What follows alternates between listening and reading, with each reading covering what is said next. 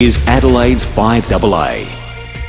Mostly sunny and 16. With the 6 o'clock news, I'm Kendall Brettig. Looking for the perfect winter exercise? Physio Extra offers clinical Pilates at 6 locations. PhysioExtra.com. The Prime Minister has pledged another 30 Bushmasters to help Ukraine combat Russia's invasion of the country. The fresh donation of protected mobility vehicles takes the total number of Bushmasters given to Ukraine to 120. Anthony Albanese says Australia will continue its support of the war-torn country. Australia will continue to stand with Ukraine for as long as is needed. And I thank President Zelensky for frankly being such an inspiration as he has been to the world. Australia's military and humanitarian contribution to Ukraine has reached almost $900 million. There are concerns about the flow-on effects of federal public servants being allowed to work from home for as many days as they want. The union representing the workers has done a deal to allow people to work from home permanently.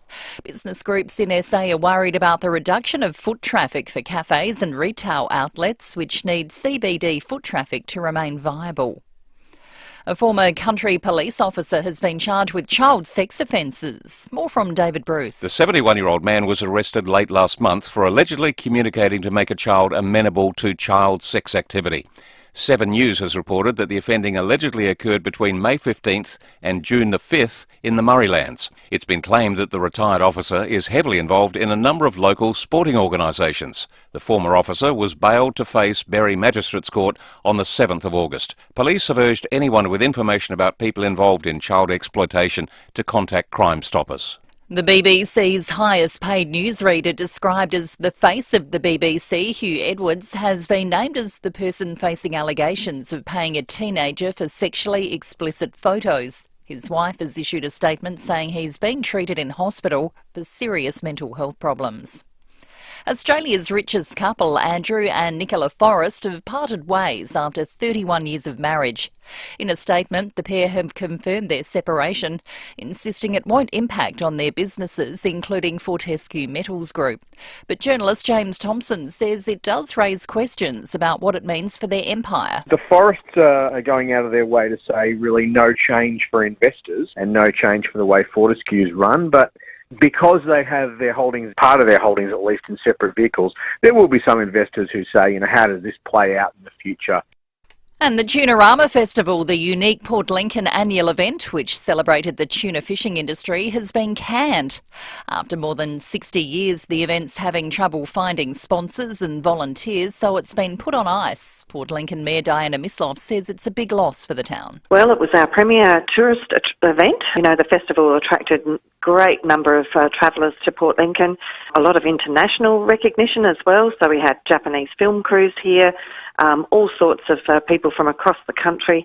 The impact to our economy will be, very substantial.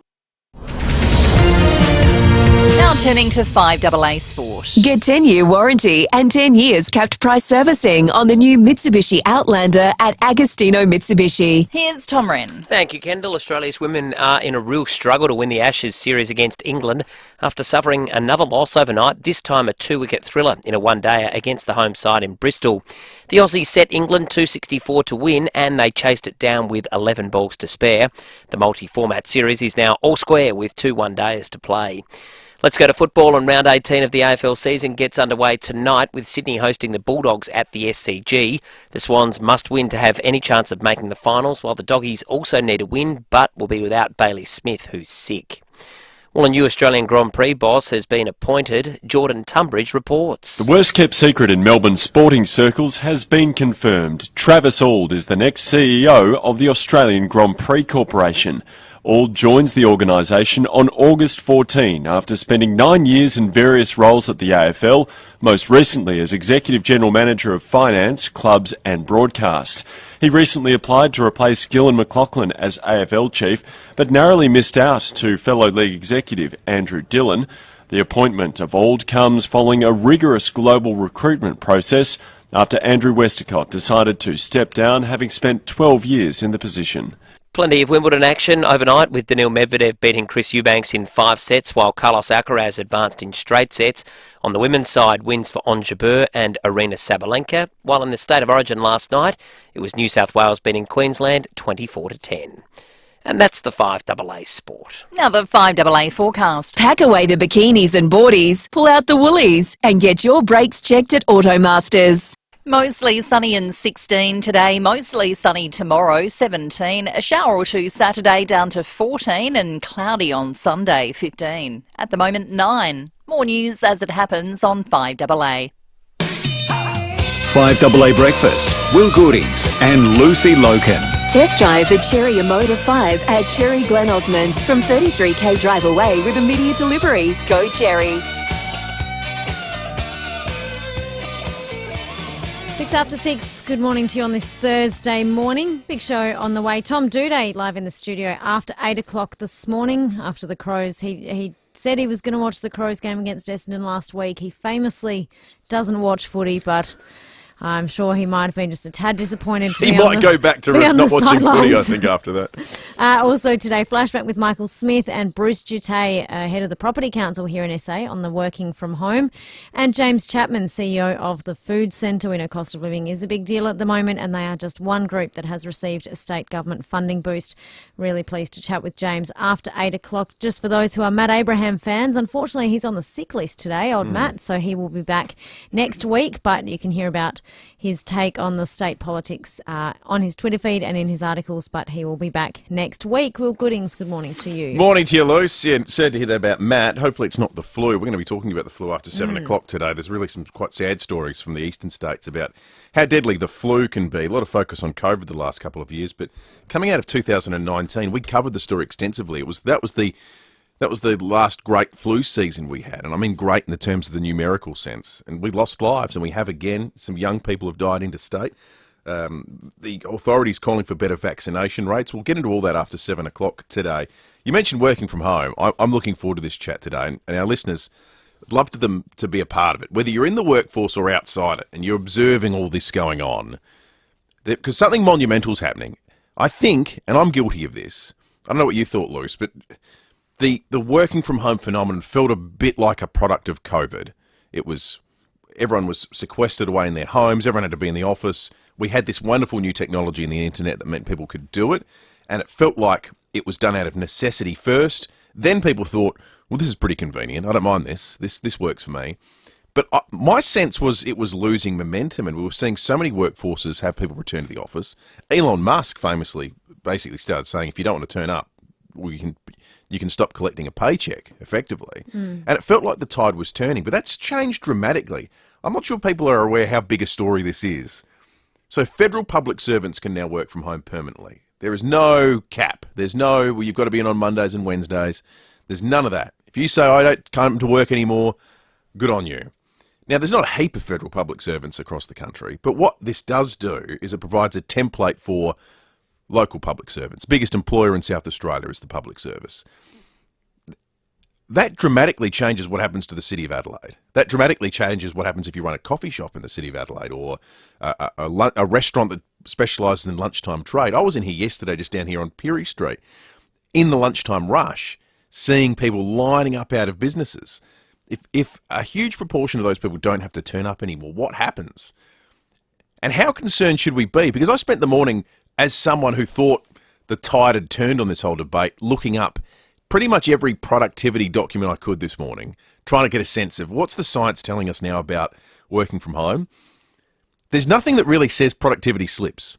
There's some claims that it may go up, but whether it actually slips is largely unsubstantiated. The flow-on effects are just the economic ones that I talked about with the businesses. So this is now a change that's happened. What are we, halfway through 2023? COVID feels like a distant memory. This is totally divorced from COVID now, and potentially a monumental shift. I'm just fascinated to know what people think of it. If you're recently out of the workforce, if you're currently in the workforce, give us a call and tell us about your experience working from home or what you think is going on. You've got a theory about this whole working from home revolution, because it's a revolution now. Yeah, I think a lot of it would have to do with work-life balance. People say you can stick a load of washing on at 10 a.m, go to your 10 o'clock meeting, quickly whiz outside, hang it up as a 5-minute break and get back to work. So you're productive in other ways at home as well as whilst you are working at home, and therefore you sort of can sort your life out at the same time as working, and that's a really positive thing. Or you can use your lunch break, say your traditional lunch break in the office might just be sitting in the breakout area having your lunch, but instead if you're at home you can do jobs in your lunch break, or whiz to the bank or the post office if you can manage to find one, those types of things. So I think it's been all about creating work-life balance, but there is the argument though that if you work at work and you're more productive just at work, get it done ahead of time, then you go home and do that. That's right, and there's a whole. It's interesting because the way economists talk about productivity, it's a sort of it's how much your output for the time you're investing, essentially, and for business, it's your output on the basis of how much labour costs they're investing. What they've found is people actually aren't more productive at home, but they tend to work longer. Because people start their work day when their commute usually would start, and it doesn't end till they usually would have gotten home. So they're actually not as productive, but they are more accessible. The biggest issue is a thing they call spontaneous exchange. This idea that sometimes when you're knocking around with your workmates, you're having a chat about something, maybe it's totally unrelated, and you solve a problem, or you come up with a new idea, and there's no spontaneous exchange when you're sitting in your lounge room at home with your laptop and you throw a rug over your knees. So how do you quantify that?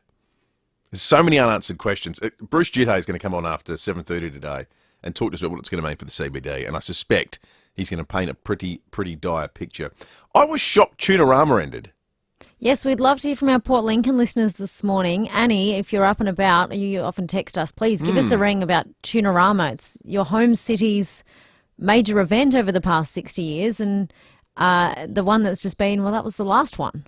60 years, it seems like they always get, 15,000 people. I heard some of the explanation from the committee and the mayor saying it was COVID-related and a lack of sponsors. Yeah, and I think the volunteer group have just had enough. I think it's been a bit hard on them to find sponsors, economically recover from COVID, keep making the event bigger and better, finding more volunteers. I think the core volunteer group had just sort of had enough for the minute. They're not ruling out a return, but the word is now that is the last one. I'm. What you're saying is what I suspected. It feels like this is a volunteering crisis.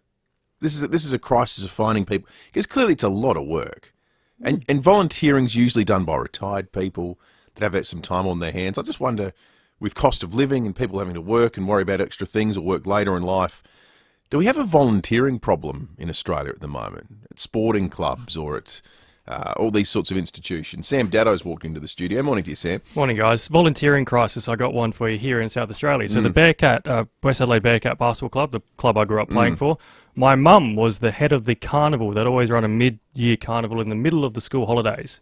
She did that for about, 15 odd years. This is the first year the Bearcats aren't running a carnival in about 15 years, just because can't find anyone. The core 3 or 4 people who used to put it together just have had enough, and there was no help coming through. There's no generation coming through that's helping out. And all other levels of the basketball club, still volunteers just won't. They're not there like they used to be. I wonder why that is. That's interesting, Sam. Thank you. Are you a volunteer? Have you retired? What's the future of volunteering in your sector? Because there's a whole heap. There's charity, there's sporting clubs, there's festivals and things like this. Is it people working later? Is it people having to spend time otherwise? Is it grandparents that now have kids with both parents at home? Both parents at work, so you've got to do more babysitting duties. It does feel like... Is it because you're not getting paid? And at the moment, sometimes you've got to choose between... It's a great point. Getting paid and not getting paid, whilst volunteering is a necessity for our communities. But for some people, if you have to take time off work to volunteer, that's just not an option. It feels like as a generation moves through, we've lost and are not replacing a whole wealth of volunteers. I just wonder if that's an experience that other people have had out there at the moment. As a volunteer, we'd love to hear from you this morning on 8223 0000. We'll get to some news headlines right after this. I like to call it a passion. I can be sitting relaxing. I'm spending this holiday locked in. Back then, wasn't worried about me though. In the gym, trying to work on my free throw. What's poppin'? Brand new whip whip, just hopped in. The new Kia Seltos.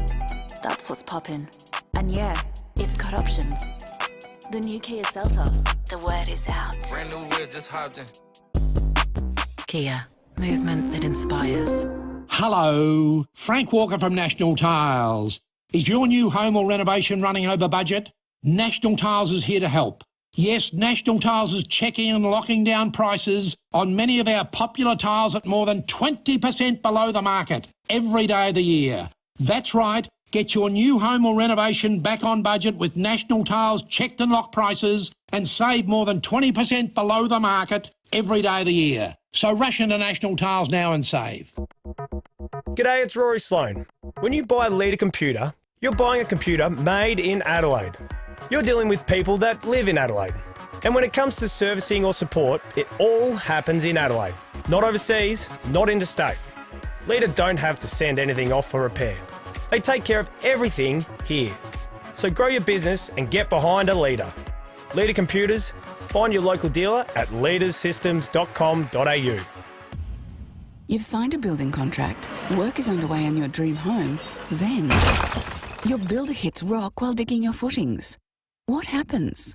Most builders will send you a nice letter and then bump up their price with a variation. Not Rossdale Homes. When you sign their absolute fixed price contract, there are no hidden costs and no nasty surprises. It's the industry's strongest contract. So talk to Adelaide's most trusted builder, Rossdale Homes, because trust is a must. It's time to sail away with Princess Cruises and Phil Hoffman Travel. Princess Cruises early bird sale is on now with up to 40% off selected 2024 season sailings. Whether you're a European explorer, Aussie adventurer or Thailand traveller, there's a cruise on offer for you with amazing early savings. Plus, cruise the latest and newest ship, Sun Princess, on her maiden Mediterranean season. T's and C's apply. Contact Phil Hoffman Travel today or visit pht.com.au.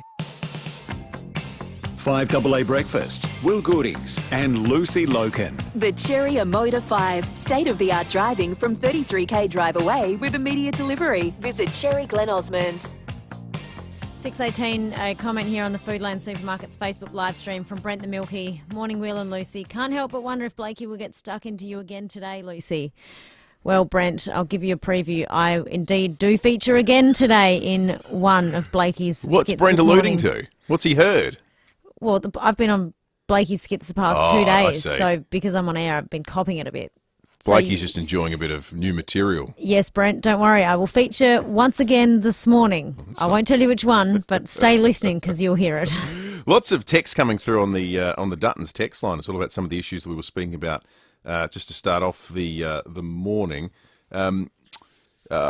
Someone says, I've got a few friends that work from home. They love it. I've also got a friend that got severely depressed and she was forced to work from home.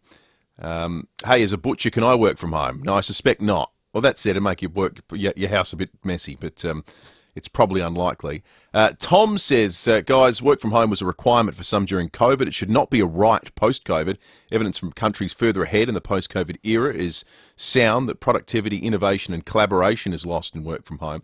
Look at the US and UK companies making work-from-home staff redundant in downturns because they're not visible. Moreover, companies are requiring return to work because they understand the true importance of team. There are also mental health benefits from a work team and a delineation from home life. That's a big one, I feel, for me especially. I love that I can work at work, and thankfully I didn't have to work at home during that because I couldn't. But I like working at work and having a home life. Absolutely, I agree. I think this creeping impertinence that the phone is responsible for, that the idea you're never really off, work from home feels like the ultimate realisation of that hell on earth. But for some people, as the previous text said, they absolutely love it and it works for them. And in their job, they are more productive. I tell you who's not, to go to Tom's point about layoffs, there was a great piece, it was either I think it was in the Atlantic, that was written about the whole strata of middle management people that disappeared because work from home started, because workplaces started being able to assess exactly what your output was, and they went, there's a whole level of management that really does no output. And if there's no people for them to manage in the office, what's the point of them? They're the ones that lost jobs almost instantly. Chris makes a great point on the Duttons text line. Says, I wouldn't disregard the huge accommodation savings the federal government agencies are going to have around the country. That is taxpayers' money being saved. This is not all for the employees. Chris, Thank you for that. So many texts on this issue. We will get to some of those, more of those in a moment. A few on volunteers as well. Guys, the biggest volunteers were the baby boomers since they've started to age. They've not been replaced. Thank you. I agree with that text. Hi, regarding volunteers, there's another. Kadena Riding for Disabled into its 19th year and it's not operating. They do not have a lead volunteer, their coach. It's very hard attracting young people. 99% of volunteers over 40 years of age and most are over 50. Thank you, Darren. It does feel like Tunarama, as much as all those other factors, is a byproduct of the crisis we've got in volunteering at the moment. We'll talk more about this story after 7 o'clock, but 2 children have now died after contracting influenza B, prompting urgent reminders from health experts to remain vigilant. Infectious disease expert Dr. Paul Griffin says now is the time to get vaccinated. We're seeing flu cases certainly take off, a bit of a mixture of both flu A and flu B. And unfortunately, what that is leading to at the moment is reports of hospitalisations and even people not surviving that infection, including some younger people as well. So it is certainly the time, if you haven't already, to get your flu vaccine to try and reduce the impact of this virus circulating at the moment. Australia's richest couple, Andrew and Nicola Forrest, have separated. The Forrests have confirmed the demise of their 31-year marriage in a statement, but insist the strategic direction of their company, Fortescue Metals Group, won't be affected by the decision. There's a boost for struggling families, with the state government pumping more money into food relief. Organisations like the Food Centre at Jepps Cross is among those to receive extra funding. CEO James Chapman says the non-profit supermarket provides low-cost groceries and provisions to people in need. We don't determine what it is that you put into your shopping basket. You do. You've got that choice. So there's the whole thing of dignity and respect attached to it. We're going to chat more about that with James after 8 o'clock this morning. I had a story on 7 last night that I think was such a sign of the times. We'd spoken on the program yesterday about the prospect of egg prices increasing in the context of the broader cost of living crisis. And last night there's a story about these sorts of charities that were once established for people that were homeless or living on the bones of their backside. They're now commonplace shopping centres for people who are the working poor, have full-time jobs, and even still, that doesn't entitle you to a life where you don't have to go seeking a handout, seeking charity, seeking the help of others. It's a sad story. It's a sad indictment on where we're at, and we'll talk more about it a little bit later in the day. 23 minutes after 6, Luce. Slightly warmer start to the morning, everyone, today. You will know that I'm still donning the old puffer jacket. Currently 9 degrees, but it's been our lowest all day. 9 degrees. All day, I should say. All night. What's the apparent temperature? It feels cooler than 20 than 9, sorry. 20? I don't know where you're living, Will. I wish. 24 in the car on the way in this morning. It feels like 5. 5, feels like 5. 16 though, mostly sunny today, I'm excited to say. 17 mostly sunny for your Friday. 14 though, shower or 2 on Saturday. So if you're heading to the footy, please don one of the ponchos. And on Sunday, 15 cloud clearing. Let's get to our sport of the morning with Tom Wren. Get 10-year warranty, 10 years cap price servicing on the new Mitsubishi Outlander at Agostino Mitsubishi. Morning, Rennie. Morning, Lucy. Morning, Will. Yeah, plenty of sport happening in the last 12 hours or so. Those waking up this morning, lots of tennis, a great match as well. Daniil Medvedev beating Chris Eubanks, who's been one of the stories of Wimbledon in a 5-setter. Carlos Alcaraz, the number 1 seed, also going through. And on the women's side, Ons Jabeur had a win as well. So some interesting matches that have taken place in the tennis. The other thing as well, the women's Ashes. We know the men's Ashes has been going on. The Aussie women, record run chase, but against us overnight. So the English women have won now 3 in a row, and it's all square with 2 matches to play. So very, very... Well, let's not hope that's a sign of things to come with the right? men. That's what I'm thinking as well. So real momentum on the women's and men's side for the English at the moment. So that's not great. But the other story that caught my eye this morning is on page 11 of the Advertiser, Greg Norman being the hunted, and the headline goes, in a proposed peace deal as, LIV and the PGA Tour try to coexist now. What does that mean, I suppose, for us, thinking selfishly, for South Australia, given that Greg Norman played such a pivotal role in, brokering the deal to get LIV here?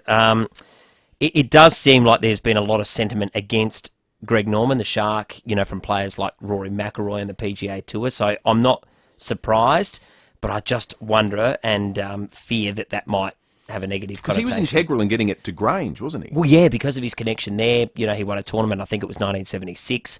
And look, we hope, and Peter Malinauskas has been on with us. Lucy, remember he spoke a week or so ago saying, he's confident that it will be back here and they're working at a time slot. So I hope that is the case, but interesting developments in the golfing world. We know there's been a lot of uproar and furore over the last 12 months or so and upheaval in the sport. But I just hope that if that happens, it doesn't mean that it's the end of Live Here. You follow this obviously much closer than I do, and you are the golf father, so, you are the father of Live Golf in South Australia. The Greg Norman element of this, I get all those PGA, the guys that stuck with the PGA don't like him because he became the figurehead for Live. But what do they get out of him being the sacrificial lamb of a merger? What do you get, sort of 5 minutes of satisfaction? Exactly. What does it actually, for all the things you apparently stood for and all the things that you were holding out against, Greg Norman goes and what you suddenly say, oh, actually, I'm all right with this now? Exactly. I don't get it. I wouldn't think he'd be the one making all the decisions. There'd be someone else with him as well. I don't understand it either. But there must just be a real sentiment against him. Whether it's deeper than that, I'm not sure. Do we have any detail yet of what the new merged or takeover or whatever the language is tour is going to look like? No, or what players are going to be available from next year for the various tours. We're told that they're still going to be existing as their current tours, but what level of players or whether they're going to be the same players for the Live tournaments next year as they are this year, still not sure. Will there be a big boost for PGA Tour money, do we think? I think so, and we're already seeing an influx of that. See, now that becomes problematic for Live in Adelaide, doesn't it? Because if you can stay and play in Florida or California or something a week earlier, you go, well, I'm not going to do that, then travel halfway around the world. Exactly, and the other thing we don't know is when exactly will the Live tournament be, if and when it does happen here next year. Keep hearing whispers that it might be pushed earlier. Now, we had amazing weather this time. Superb. But a bit fortunate. I remember either side, the 2 weekends were cold and wet. Remember the gather round here, That's right. the Bulldogs Port match. So I expect they might move it, or at least flag the idea of moving it to February. But going to be intriguing to see what they go with, or in what shape we see it next year. Fascinating story, Rennie. Yeah, but so we'll wait and see on that one anyway. Thank you, Tommy. The Good golf work. father will bring that back when Liv does return, if that is February. Get ready for your golf father title. Yeah, hopefully. It'll be everywhere. It was a great weekend. Put the cotton buds in your mouth. Yeah. Marlon Brando. I was going to say Marlon Brando. Yeah, exactly. Thank you, Tommy. Good work. After 6:30, we'll get to more of your texts and calls on volunteering, or if you're one of those working from home. This is RB Day with more tales from the bedroom thanks to Supercraft Bedding. I remember it was in the early 60s and Supercraft Bedding was asked to build a bed for the Queen for her stay at Government House. We earned the Royal Seal for that. Very fancy. And we are still building beds for Queens and Kings, just more of the local legend variation. This is RB Day for Supercraft Bedding, building better beds at 42 Richmond Road, Keswick.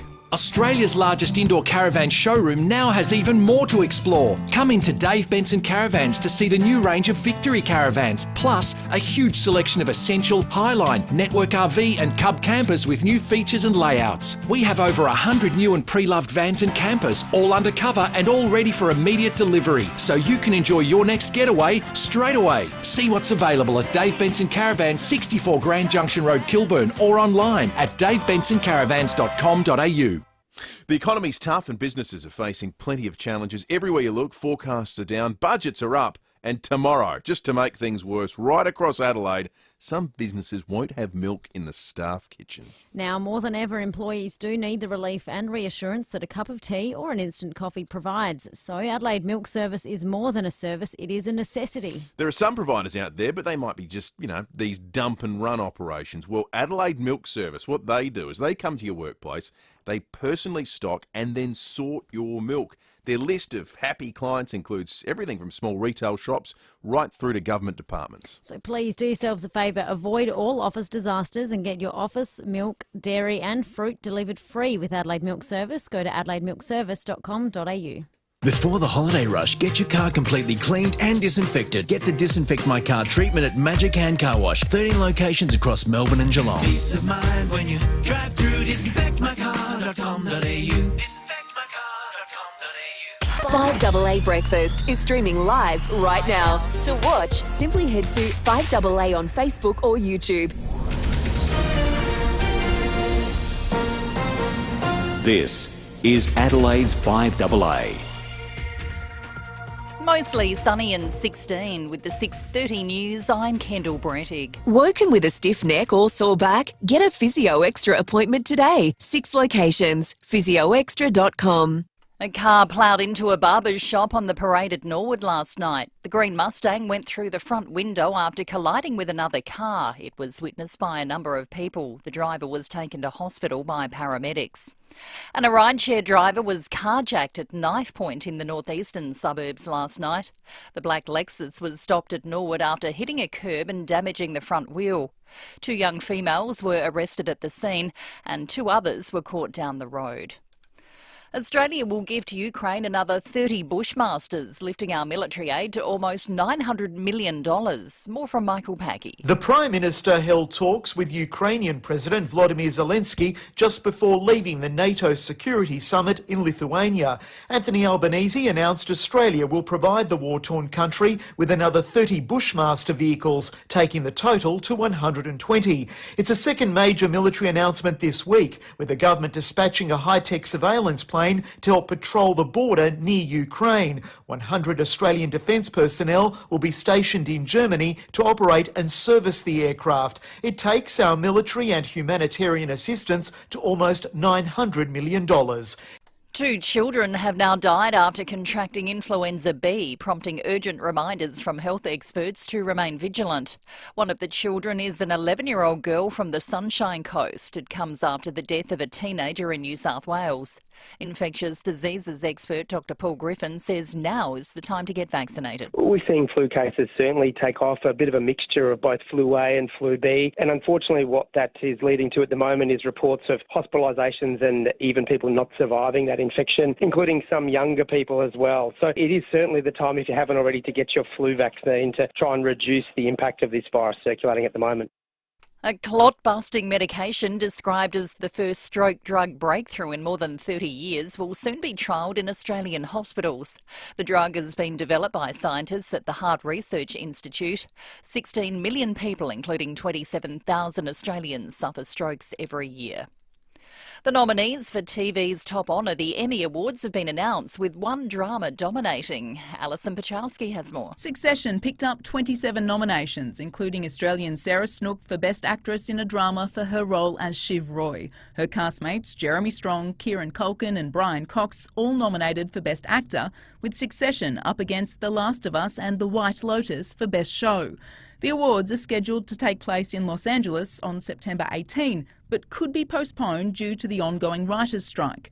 Meantime, executives from major TV and film studios are in last-ditch talks today with the Actors Union to try and prevent an actors' strike with a midnight deadline looming.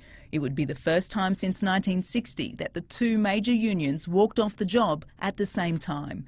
And actor Vince Colosimo is expected to face the Melbourne Magistrates Court today over more than $65,000 in unpaid fines. The Underbelly star is being chased by Fines Victoria after it was revealed he has more than 160 outstanding fines. The 56-year-old is set to appear in court in person for an infringement warrant hearing. Now turning to FIVEAA Sport. Get 10-year warranty and 10 years capped price servicing on the new Mitsubishi Outlander at Agostino Mitsubishi. Here's Tom Wren. Thank you, Kendall. It is selection night for the Crows and Port Adelaide ahead of their round 18 matches this weekend. Adelaide is expected to bring back Jordan Butts from concussion, while the Power has a big chance to recall skipper Tom Jonas for the injured Trent McKenzie. And round 18 gets underway tonight with Sydney hosting the Bulldogs at the SCG. Well, Carlos Alcaraz has defeated Holger Rune to reach the Wimbledon semi-finals. Craig Gabriel reports. When Alcaraz and Rune met, it was the first time 2 men under 21 had played a Wimbledon quarter-final in the Open era. And now Alcaraz is the youngest semi-finalist since Novak Djokovic in 2007. Alcaraz defeated Rune 7-6, 6-4, 6-4. For the Spaniard, it's his first time in the semis, as it is for Medvedev, who he plays in the Final Four. Medvedev rallied from 2-1 down to beat Chris Eubanks, who's been the talk of this Wimbledon. Travis Auld will be the next CEO of the Australian Grand Prix Corporation. Auld joins the organisation on August 14 after spending 9 years in various roles at the AFL. To cricket, England has won a third straight match to level the Women's Ashes series with Australia at 6-all, the home side claiming the first one-dayer by 2 wickets in Bristol.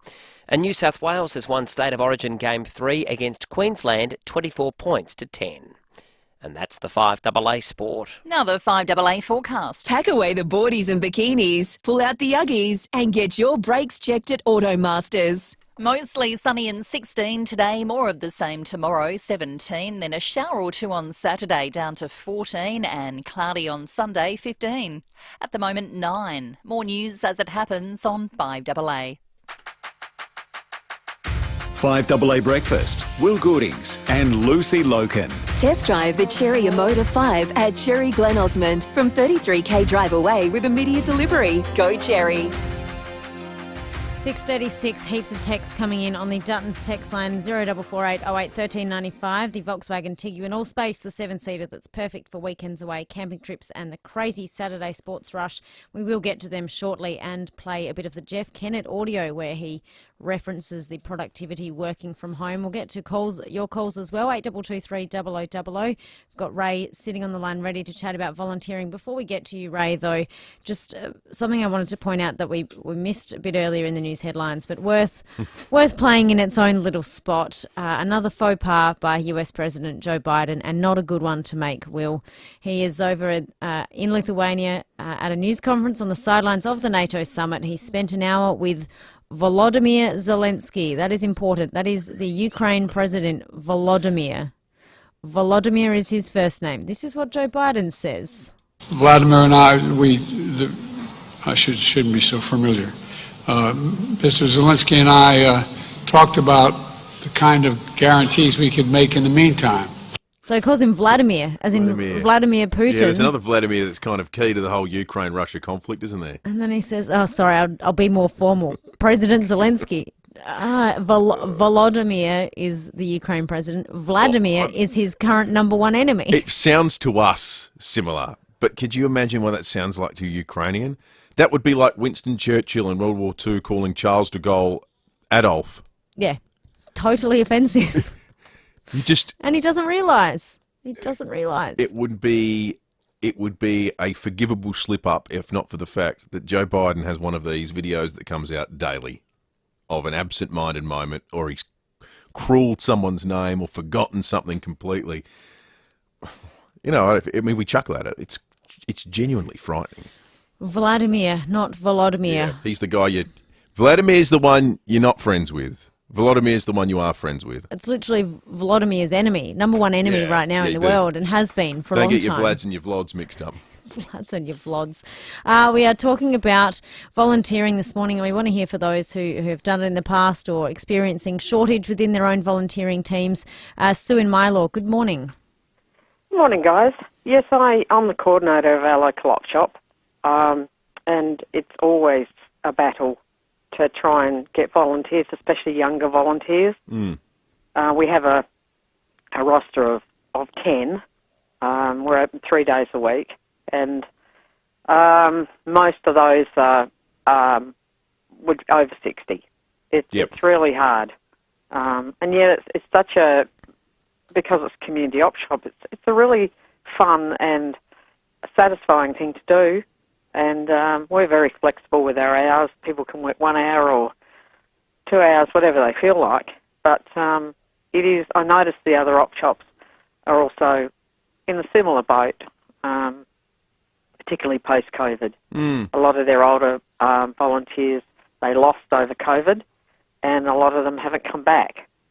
So it's something that everybody can do to put back into the community.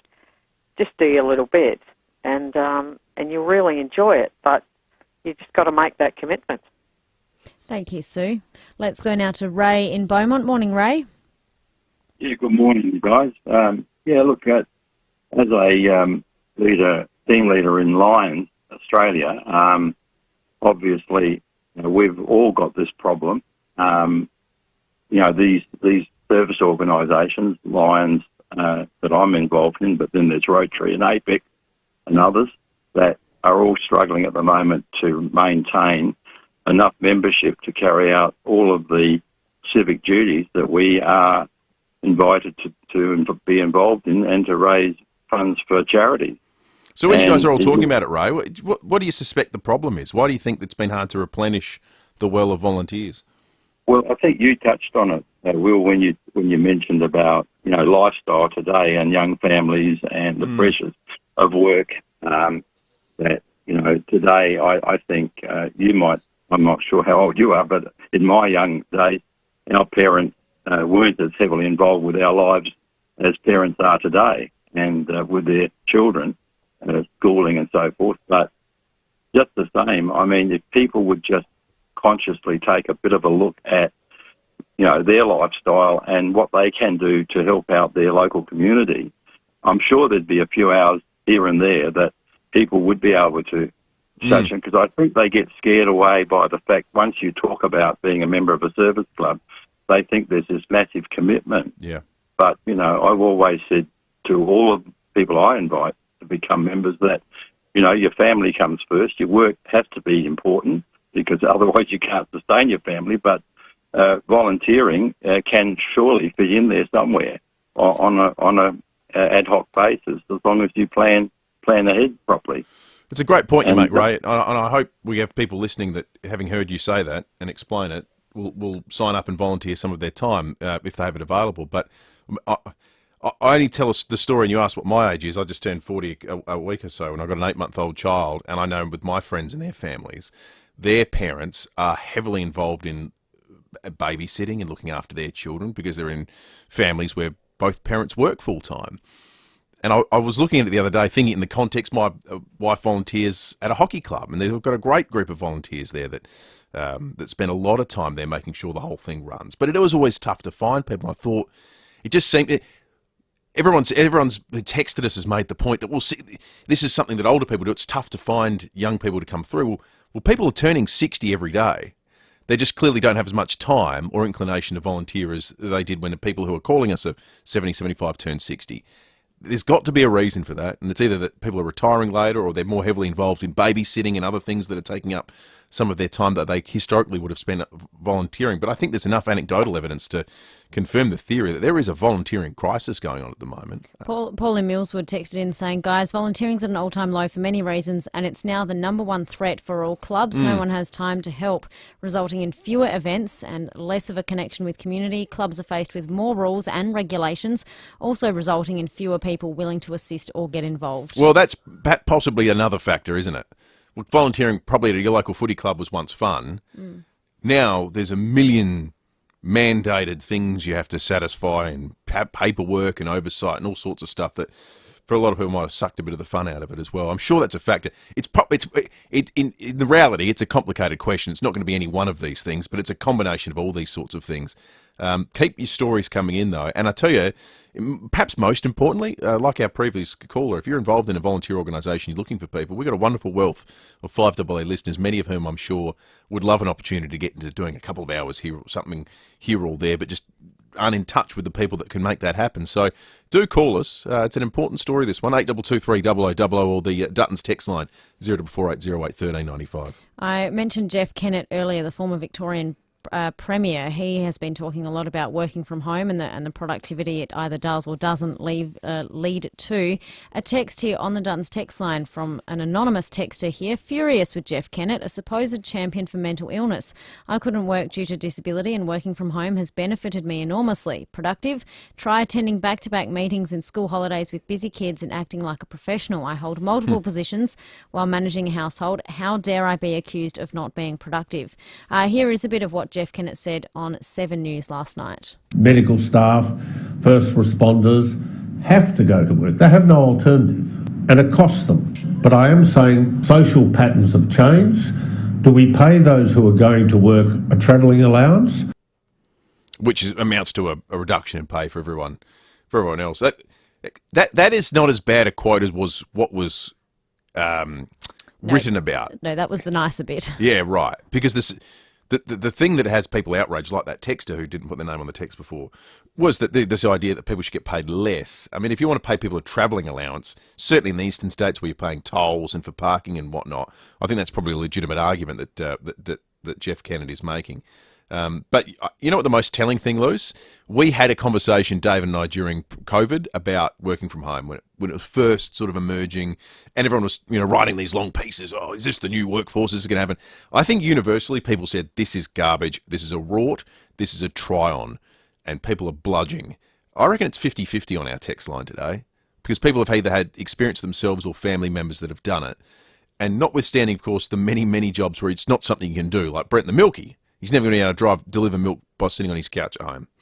But in the areas where you can, I think it's legitimately split now between people who say actually, and this goes for employers as well, it worked for us, and others say no, it was a disaster for us. And it's a very much industry by industry thing, which makes this potential for the entire public service to suddenly be covered by a rule that says there are no upper limits on how many days you can work from home, a really interesting thing to contemplate.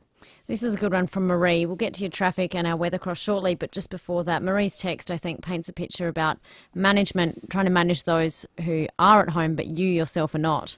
Morning, guys. My office role is not one which I can work from home. I work full-time. Others in my workplace work from home whenever they wish. You cannot reach them when needed, and when you do, it's obvious they're out shopping or crying children in the background, or even worse, they sound like they've just woken up from a nap.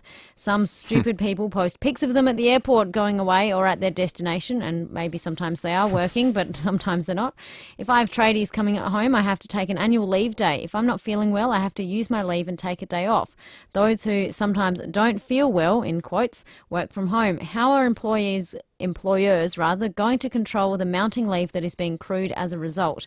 I have to pay for transport while staff who have car park bays are constantly empty. Some days our office is like a ghost town with only minimal staff. It's just not fair. Please bring everyone back to the workplace. The economy needs all the help it can get. Thank you, Marie. I'll tell you what, this is the little bit that goes unreported in this, that's because it's less interesting, but this is, in a sense, I think, too, a byproduct of an environment where we have an oversupply of jobs. And I know there'll be people listening that say, I tried to get a job in a certain field and I couldn't. But the overall raw numbers say we've got unemployment at levels we've almost never seen before, and we've had it for a sustained period. That traditionally has meant people can negotiate for better wages. I actually think right here and now, in 2023, the money's not there, but workforces are being able to bargain for conditions that wouldn't have been in the conversation previously. So now, if you're a worker that says, hey, I really like working from home, well, if you go and apply for a job somewhere and they say, well, we need you in the office, and you don't like that, I bet you bottom dollar you'll be able to go to another firm that says it's okay. And that creates an environment where suddenly whole workforces have to have these flexible arrangements because they're desperate to find people. So whilst you're not seeing the big wage increases, maybe what you're seeing are some of these other things that workers like, because we have this historic low unemployment. Text us. We'd love to hear your stories this morning. 0448 08 1395, or better yet, please give us a ring, 8223 0000. Thanks, Lucy, and good morning. Pretty quiet on the road today, which is great. No hassles getting where you were going. Do have some boost water mains to look out for. You find one around the Adelaide Airport, so on a rapid drive opposite the golf club. She's down to 40 k's to the lane closed.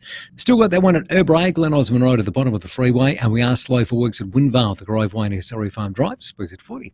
Cameras, the Esplanade, Seaford and Heaslip Road at Penfield. Right now at 40 Winks, get any size mattress for the price of a single, plus earn double Qantas points. Limited time only, exclusions and T's and C's apply. 40 Winks, serious about sleep. Adelaide's most accurate traffic on 5AA. I'm Kathy Nagel, the Chief Executive of Western Hospital Henley Beach. We all hear that access to general practitioners is increasingly difficult. Healthcare costs are escalating and many question the value for money when accessing GPs. Western GP Clinic are proud to boast a level of care and expertise encompassing a holistic approach, whilst providing a value option. To discuss your GP questions, call 1300 934 325. That's 1300 934 325, or visit westernhospitalgp.com.au. Gents, have you got the urge to pee again, even though you only just went? Caruso's Pee Less for Men relieves that annoying gotta pee again feeling and helps support healthy bladder and prostate function. So, if your need to pee all the time is getting in the way of enjoying life, try Caruso's Pee Less today. Caruso's Pee Less is made in Australia, comes with a money-back guarantee and is available from leading pharmacies and health food stores. Always read the label and follow the directions for use. If you thought it was tricky to source a great deal on a new Volkswagen, think again. Mawson Lake's Volkswagen's demo clearance is on now. We've loaded up on a massive range of demo Volkswagens available for delivery right now. Loads of colours, loads of options, plus on-site finance options available. And remember, we offer next-day servicing too. So hurry! The Volkswagen demo clearance won't last. Mawson Lakes Volkswagen, Salisbury Highway, just a short drive from the city. This month, all kids 14 and under get to go to the footy for free. What about that? That's all games between rounds 16 and 19 of the 2023 Toyota AFL Premiership season. From selfies to screamers and tasty treats. Spectacular! Make it an awesome day for the family with a day out at the footy. Kids go free rounds 16 to 19. Boy, oh boy, wow-wee! Go to afl.com.au/kidsmonth. Terms and conditions apply, subject to capacity and availability. 5AA Breakfast, Will Goodings and Lucy Loken. The Cherry Motor 5, state-of-the-art driving from 33k drive away with immediate delivery. Visit Cherry Glen Osmond. 6:51, let's head over to the Weather Bureau this morning. Mark Analak is on duty at the Bureau. Morning to you, Mark. Good morning, Lucy. Will? Another lovely day in store for us today. Yeah, if you enjoyed yesterday, today will be almost a sort of Groundhog Day. Mostly sunny, 16 degrees forecast. Out there at the moment, temperature in the city is sort of 9 degrees, but out in the metropolitan areas, sort of northern suburbs are more like sort of 5 or 6 degrees, and out up in the hills probably 5 or 6 degrees as well. But today we can expect a mostly sunny top of 16 degrees. Tomorrow, mostly sunny, 17 degrees, and then showers for Saturday, but they won't last too long. Hopefully they'll be all gone by Sunday, and we're out to 15 degrees and fine on Sunday. So a bit of a glitch in the system on Saturday with a bit of a shower, but all other days should be fine, Lucy. Mark, I've just had a look at the longest range that we can get, which is just next Wednesday. But next Wednesday I'm seeing 19 and sunny. Are we likely to hit 19? Yeah, don't look too far ahead. Look, we're pretty confident it's going to be fine next week with a big high-pressure system coming through early next week. Actual temperatures, yeah, who knows, 18, 19 degrees. It looks like it's getting warmer anyhow. Excellent. It's good news for people like me who dislike the winter, but hopefully a bit more rain on the horizon. Thank you, Mark. Cheers, see ya. Let's head over to cops now. Senior Constable Kate Dawson's on duty. Morning to you, Kate. Good morning, guys. 4 teenage girls arrested last night in Windsor Gardens. Tell us what happened. Yeah, this was about 3 a.m. this morning. Police were called to North East Road after a rideshare driver was allegedly threatened with a knife by a group of female passengers before they stole the rideshare driver's black Lexus. Thankfully, the driver wasn't physically injured. So the car was last seen heading towards the city, and Eastern District Police flooded the area with a patrol spotting the car speeding along Decaturville Terrace before turning north onto Flinders Street and heading towards the parade. So here police activated their emergency lights and pursued the Lexus for a short time. The Lexus travelled along Grey Street in Norwood, sideswiping a number of parked cars before turning south onto Sydenham Road. And near the intersection of William Street, the car clipped a curb and was dumped by the occupants, who ran from the vehicle. So patrols quickly called in the area, and they caught the driver straight away on Sydenham Road. And then PD Cooper and Polair were called in to assist, and they locked up 3 other passengers shortly after. So they were 3 14-year-old girls and a 15-year-old girl. They're all expected to be charged with a number of serious offences, including aggravated robbery and illegal use of motor vehicle. So we're just asking anybody else who may have any further information about that incident to contact Crime Stoppers on 1-800-333-000. So what were the ages, Kate? 3 14-year-old girls and a 15-year-old girl. Yeah. 14 and 15. Wow. I think I was still playing with Barbies at that age, so not stealing cars. That's unbelievable. Also, a man's been arrested after a pursuit in the southern suburbs this morning. Yeah, this was about 1 a.m. Police were travelling along Main South Road at O'Halloran Hill when they saw a black Hyundai stationary on the side of the road. So checks revealed that the car had been stolen from Seaford Meadows the day before. As police approached the vehicle, it took off and allegedly refused to pull over. So they engaged in a short pursuit with it along Main South Road, Penalystinga Road, Wheatsheaf Road and Doctors Road before the pursuit was terminated due to safety reasons. Then a short time later, the vehicle was sighted again by police in Aldinga. Here, Polair had come to the party and they began tracking the vehicle. It was tracked to Roberts Road in Hackham West, where the driver dumped the car and ran from the vehicle. Patrols raced to the area and they located the driver nearby on Glenville Road, where he was placed under arrest without incident. So the driver there was a 46-year-old man from Victoria. He's been charged with a number of offences, including dangerous driving to escape police pursuit, and he will appear in the Christie's Beach Magistrates Court later today. So good work there by Eastern and Southern Patrols. Good work. Thank you, Senior Constable Kate Dawson on duty at SAPOL this morning. We'll joined in a minute by Miley Hogan, who's over in the US for Channel 7, and we might chat about the Emmy Awards very shortly. The Emmys, of course, are the TV awards, mostly through America, but also celebrates the international TV industry. But Miley, good morning to you. We might just start with an update to the writers' strike and how that might affect TV shows that are featuring in the Emmy Awards.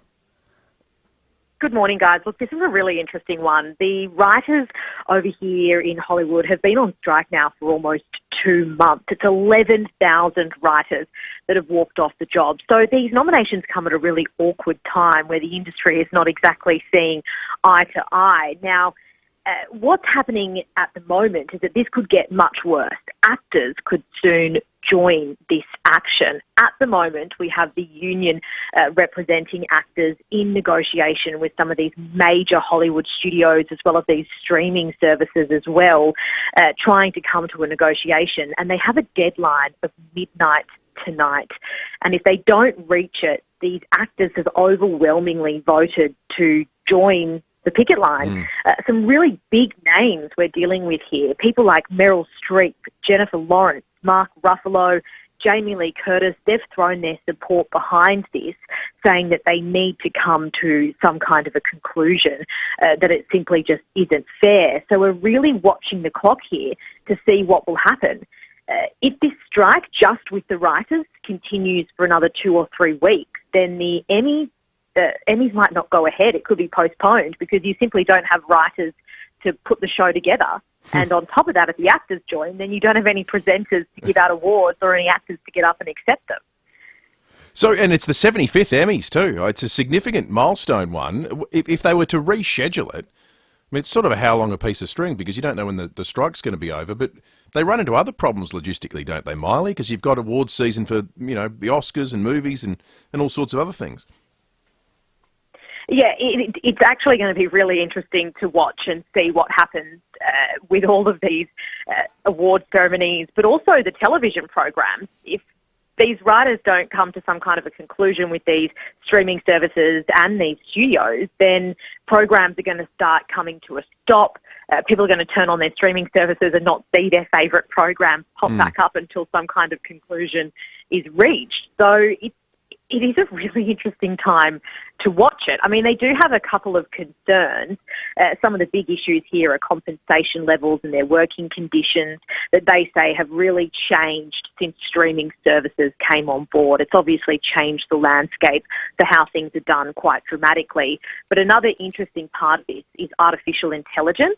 Both actors and writers are concerned about what that's going to mean for their jobs in the future. We've heard about these computer systems being able to write scripts, and so those writers want protection against that. And there's also some talk about actors being concerned about how their images can be used with the artificial intelligence, so they want protections against that as well. So I think that's a pretty interesting side of it that people haven't thought about. Miley, thank you. Miley Hogan there, Channel 7 US Bureau, who might run through some of the nominees for the Emmys after the 7 o'clock news in our overnight news wrap. And listen up, if you're a big fan of Succession, good news for you on that Emmy Lots nomination of Australians front. nominated too, Luce. Lots of Australians. That's it. We'll run through the full list after the 7 o'clock news with Kendall.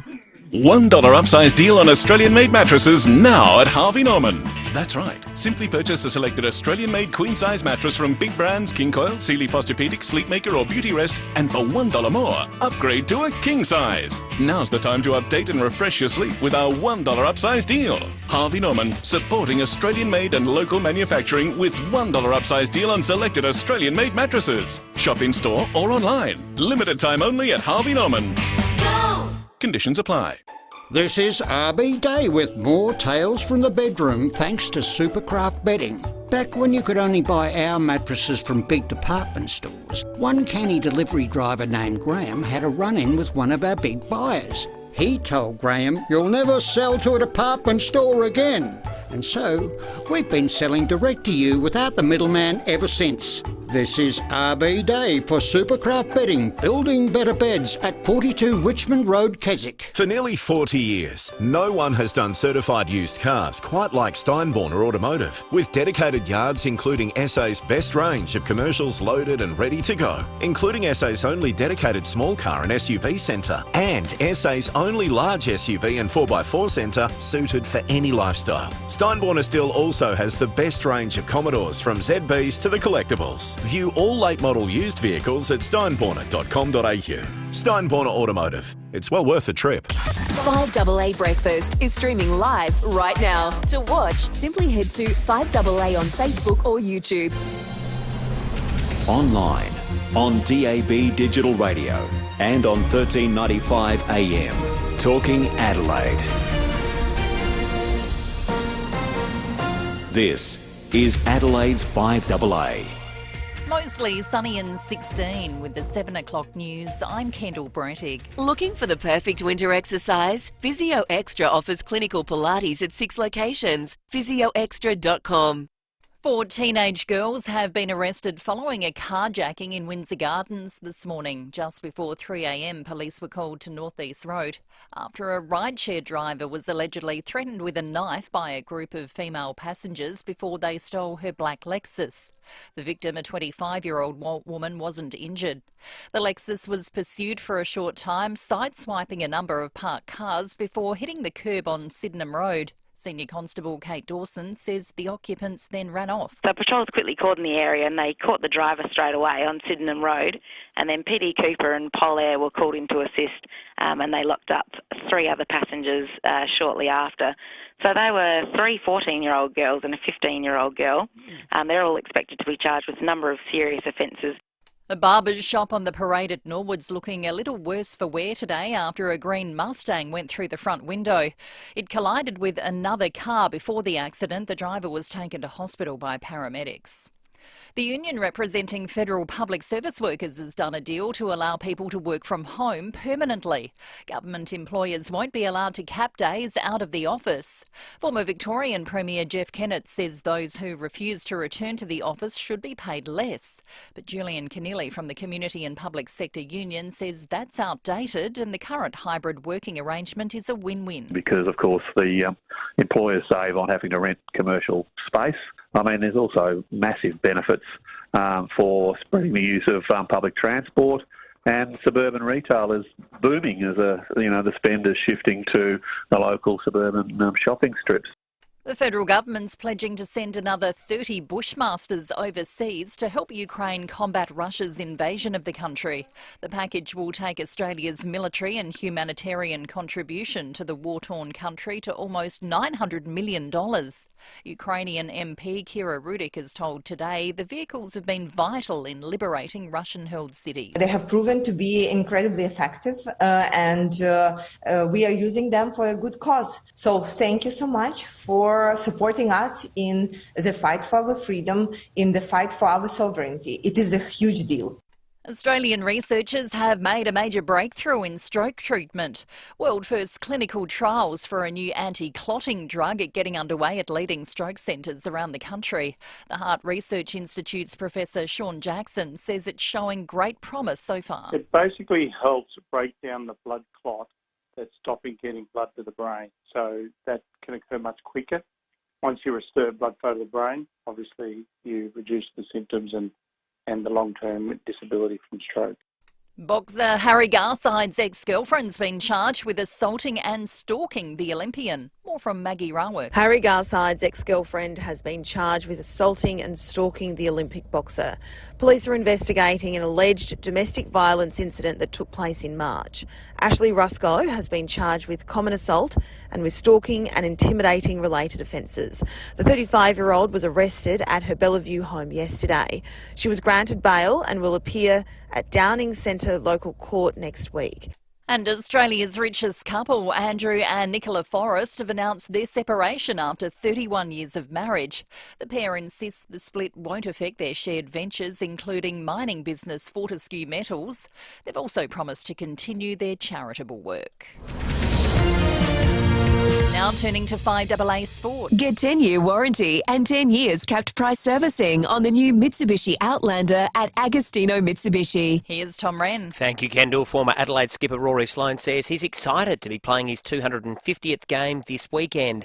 Sloane reaches the milestone just a few weeks after close friend Taylor Walker did the same thing. And he's told Rowie and Timmy G there will be a few making the trip from his home state of Victoria to watch him play. There is a few coming over from back home, some friends and family that have sort of been part of my whole career. So there'll certainly be a few of them, but there'll be a few from Adelaide too. So it'll be a nice little amount. The Crows will name a side to take on GWS tonight, as will Port Adelaide, who tackle Carlton on Saturday. And round 18 kicks off tonight with Sydney hosting the Bulldogs. Well, New South Wales captain James Tedesco has silenced his critics and helped steer his side to a 24-10 point win and deny Queensland an Origin clean sweep. A 75,000-strong crowd gathered at Sydney Olympic Park to see the changes to the Blues side pay off for coach Brad Fittler. Tedesco says they wanted a win for everyone who showed up. Disappointed to lose the first two, but I want to thank my team, the staff for the series. It obviously wasn't how we wanted to go going down the first two games, but we fought hard tonight for a win, so we look forward to next year. Australia's women have suffered a 2-wicket loss against England in their one-day clash, meaning the multi-format Ashes series is now all square at 6-6 with 2 one-days to play. And Daniil Medvedev has survived a tense 5-setter against Chris Eubanks to advance to the semi-finals at Wimbledon. He'll now take on Carlos Alcaraz, who had a straight sets win against Holger Rune. On the women's side, there were wins for Ons Jabeur and Arina Sabalenka. And that's the 5AA Sport. Now to the traffic. At Keswick, car the pedestrian this morning, South Road near Richmond Road. Burst water main at the Adelaide Airport this morning, so Donald Bramber Drive opposite the Golf Club. She's down to 40 k's with the lane closed. Slow for works at Winvale. Grove Way near Surrey Farm Drive, speeds at 40. And look out for cameras this morning, Hilliard Road, Ranella, and Kangarilla Road at Kangarilla. Harris Scarf's 4-day Friends exclusive doorbuster sale ends this Sunday with 50% off selected homewares, quilts, pillows, sheets and more. Harris Scarf, great brands, great prices. Adelaide's most accurate traffic on 5AA. Pack away the bikinis and boardies, pull out the woolies and get your brakes checked at Automasters. Mostly sunny and 16, mostly sunny and 17 tomorrow, a shower or two Saturday 14 and cloudy on Sunday 15. At the moment 9. More news as it happens on 5AA. 5AA Breakfast, Will Goodings and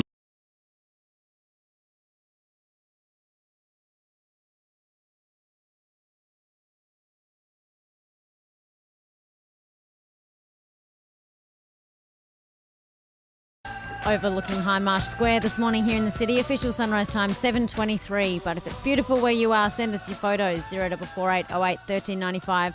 We're also looking for people who've been to Port Lincoln's Tunarama Festival. Whether you're a Port Lincoln resident or you've been there over the last 60 years, every year the Tunarama Festival is held. We want to hear from you this morning. Has anyone tossed the tuna? Has anyone tossed the tuna? 8223 0000. We will get to that in a moment. But Will, we did just pre-promote the Emmy Awards and the success that Australia may have, given how many nominees we've got. Yeah, 75th Emmy Awards, as Miley Hogan from 7 News just told us. We don't know when they're going to happen. The writer's strike means it's all in flux at the moment. And if it coincides with an actor's strike, well then who knows when you'll ever find out who won. But the news is pretty good for Australians. I'll just start with the headlining shows. Succession has the most, 27 Emmy nominations. The Last of Us, 24. White Lotus with 23. Ted Lasso has 21. So here are the Australians that are nominated this year. And so we do this every year for the Emmys, and there are years when there are none. And in fact, we've skipped over it. I think last year I can't recall there being any. So Murray Bartlett, who is just superb, probably best known for being in the dark comedy series The White Lotus.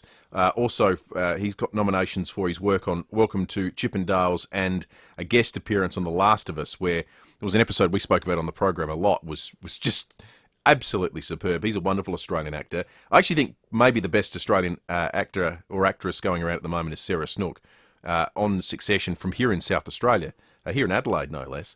She's been nominated for that in Succession, albeit it is the most stacked category of the night, with people like Elizabeth Moss from The Handmaid's Tale, Melanie Lazinski from Yellow Jackets. Kerry Russell's got a nomination in that category, so it's tough. But I'll just go through some other names. Director Kim Gehrig, composer Alison Newman, actress Anna Torrey, we've got a whole heap of people that have been acknowledged for the Emmys this time around, which is superb recognition of the strength of the talent that we produce in this country. Good luck to Sarah Snook, of course. I think she went to Scotch College, actually. Scotch, she did, and has risen up the ranks and been in one of the biggest TV series to date. She's brilliant. She is brilliant. She's an absolutely wonderful actor. A wonderful actor. Jared, our pilot, resident pilot, he's en route flying Adelaide to Canberra. Oh, sorry, he was en route last week. I was going to say, I don't know how he texted us a photo of the sunrise whilst he was flying. I'm sure it's possible, but he sent us one on the Foodland Supermarkets Facebook live stream. You'll be able to see it shortly. Flying Adelaide to Canberra last week. He is up there in the sky. Thank you, Jared. I love seeing that. I after seeing Flying High and what happens in a cockpit, I know it's not the same, but it fascinates me how planes get flown. Endlessly fascinating. The problem is Jared sent us a beautiful picture of a sunrise. But all I want to do is look at the dials and the switches. That's right. That the part of the picture he finds the least remarkable is the part that I reckon anyone else fascinated with planes would be most interested in. Wow, it looks superb. One day we'll get Sam to explain it all for us. We could just ask him how it works, but until we see a beautiful sunrise like that. He's got that blithe sort of pilot's attitude to him. It's all pretty lame. Everything since the Wright brothers is pretty easy. Flies itself. Flies itself. He's nodding out there. Thank you, Jared. To us, it's magic. We would love to see more of your sunrise photos this morning, and we'll get Brookie to put them on the live stream. News out of England, Will, in their entertainment sphere. Yeah, absolutely. The BBC presenter at the centre of a heap of accusations now regarding improper conduct levelled by the Sun newspaper by way of concerned parents saying that their child had been exploited or abused by a presenter. Well, that presenter has been now named. Hugh Edwards is the BBC presenter facing allegations over payments for sexually explicit images. Now, Hugh Edwards is a huge name in the UK. He is the anchor of BBC's flagship 10 o'clock news. So this is, when you consider the BBC and the importance it has, he's as big a name as there is. And to give you some indication of where he sits, what he does, and how well known he is, to give you a sense of how big this story is, here he is making perhaps the biggest announcement of his career. A few moments ago, Buckingham Palace announced the death of Her Majesty Queen Elizabeth II.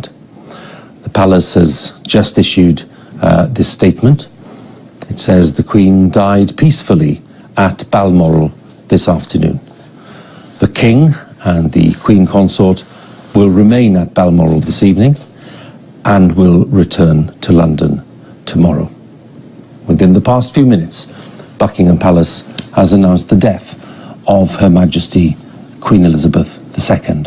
Hugh Edwards is a presenter of great acclaim, but he's also someone who's spoken at length about his mental health battles in the past. His wife is the one who named him. She came out and said he was suffering now mental health issues. He's receiving inpatient hospital care, to give you some sense of the seriousness of that. And I say it with that tone because this part of the story is significant. Detectives from the Met Police have ended their assessment into the allegations and determined there is no evidence of a criminal offence. So BBC are continuing their investigation. The Sun newspaper are continuing their reporting, saying that he paid a young person for explicit photos when they were 17. There was a second young person who said that he'd send them abusive messages. More allegations that the Sun made about him flouting lockdown rules to meet someone that he'd come across on a dating site. Some of it is police have said there's nothing wrong here. Geez, we're good at crucifying people for not committing crimes. I mean, I don't know. You might not approve of his lifestyle choices. Maybe he's a horrible bloke. I don't know. But does he deserve the last 3 days of worldwide focus on who it might be, who he is, what his conduct is? Wasn't there a time when you just sort of waited for a police investigation or in a court case before someone was guilty? What?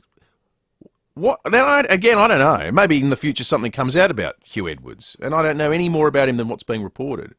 But if the end of this story is police investigate and he's done nothing wrong, what harm needs to come to one of these people before our attitude as a society changes about assessing guilt before it's been ultimately determined? Like, are we waiting for a cautionary tale? Because we'll get one. How many examples have we had in Australia recently? You make the accusation the person's dead to rights.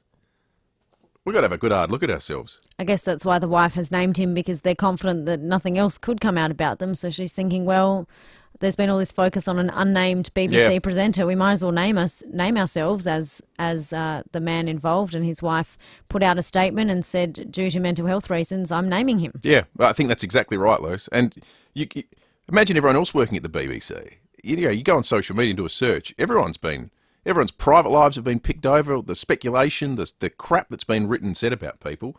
I don't know. Do we want people to hurt themselves? I thought this is meant to be living in an enlightened time. And again, maybe stuff comes out and this guy's horrible. Police don't think so.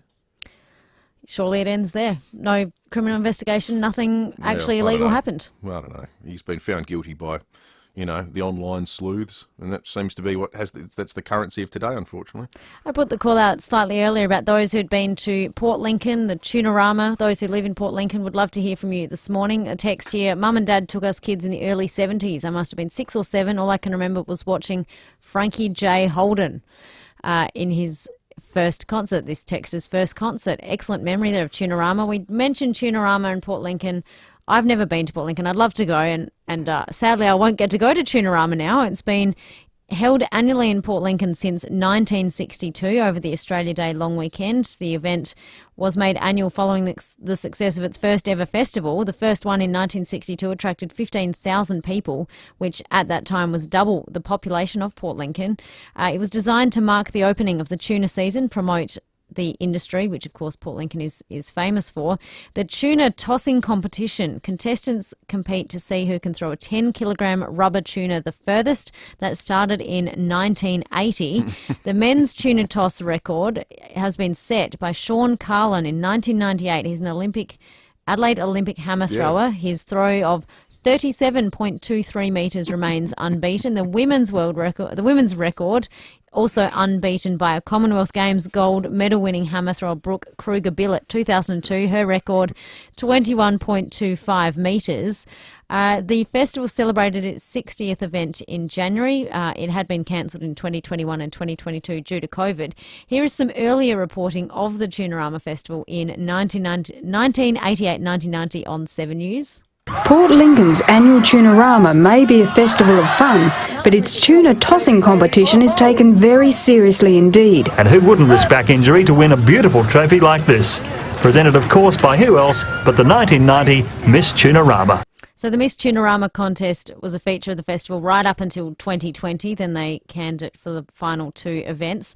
They have said that it will wrap up for good. The council and Port Lincoln Tunarama Incorporated announced on Tuesday night via a statement on social media that coming out of COVID, they had to refocus where their economic output went with the businesses who sponsored the event. Also, the volunteers had sort of had enough of organising such a massive festival. Here is the Mayor of Port Lincoln on 7 News, Diana Mislov. I think the tourism numbers would still be consistent. I think it's just about sharing that sponsorship pie amongst other events that's probably caused them some financial hardship. So the event, as they know it, Tunarama, has come to an end. Yeah, and I'm sure, look, the people in Port Lincoln know better than anyone the importance of the event, but I raise an eyebrow when I hear the numbers would have been the same. Same number of people were going along. It was, it has a bit of a V8's feel to it, doesn't it? Maybe it was getting less successful. Obviously, there are economic pressures that mean sourcing sponsorships are harder, and maybe that's the long and short of it as a story. How far was the longest tuna toss? 35 metres? The men's one was 37.23. 37 metres. So you can throw a tuna further than you can throw a shot put, but not as far as you can throw a hammer.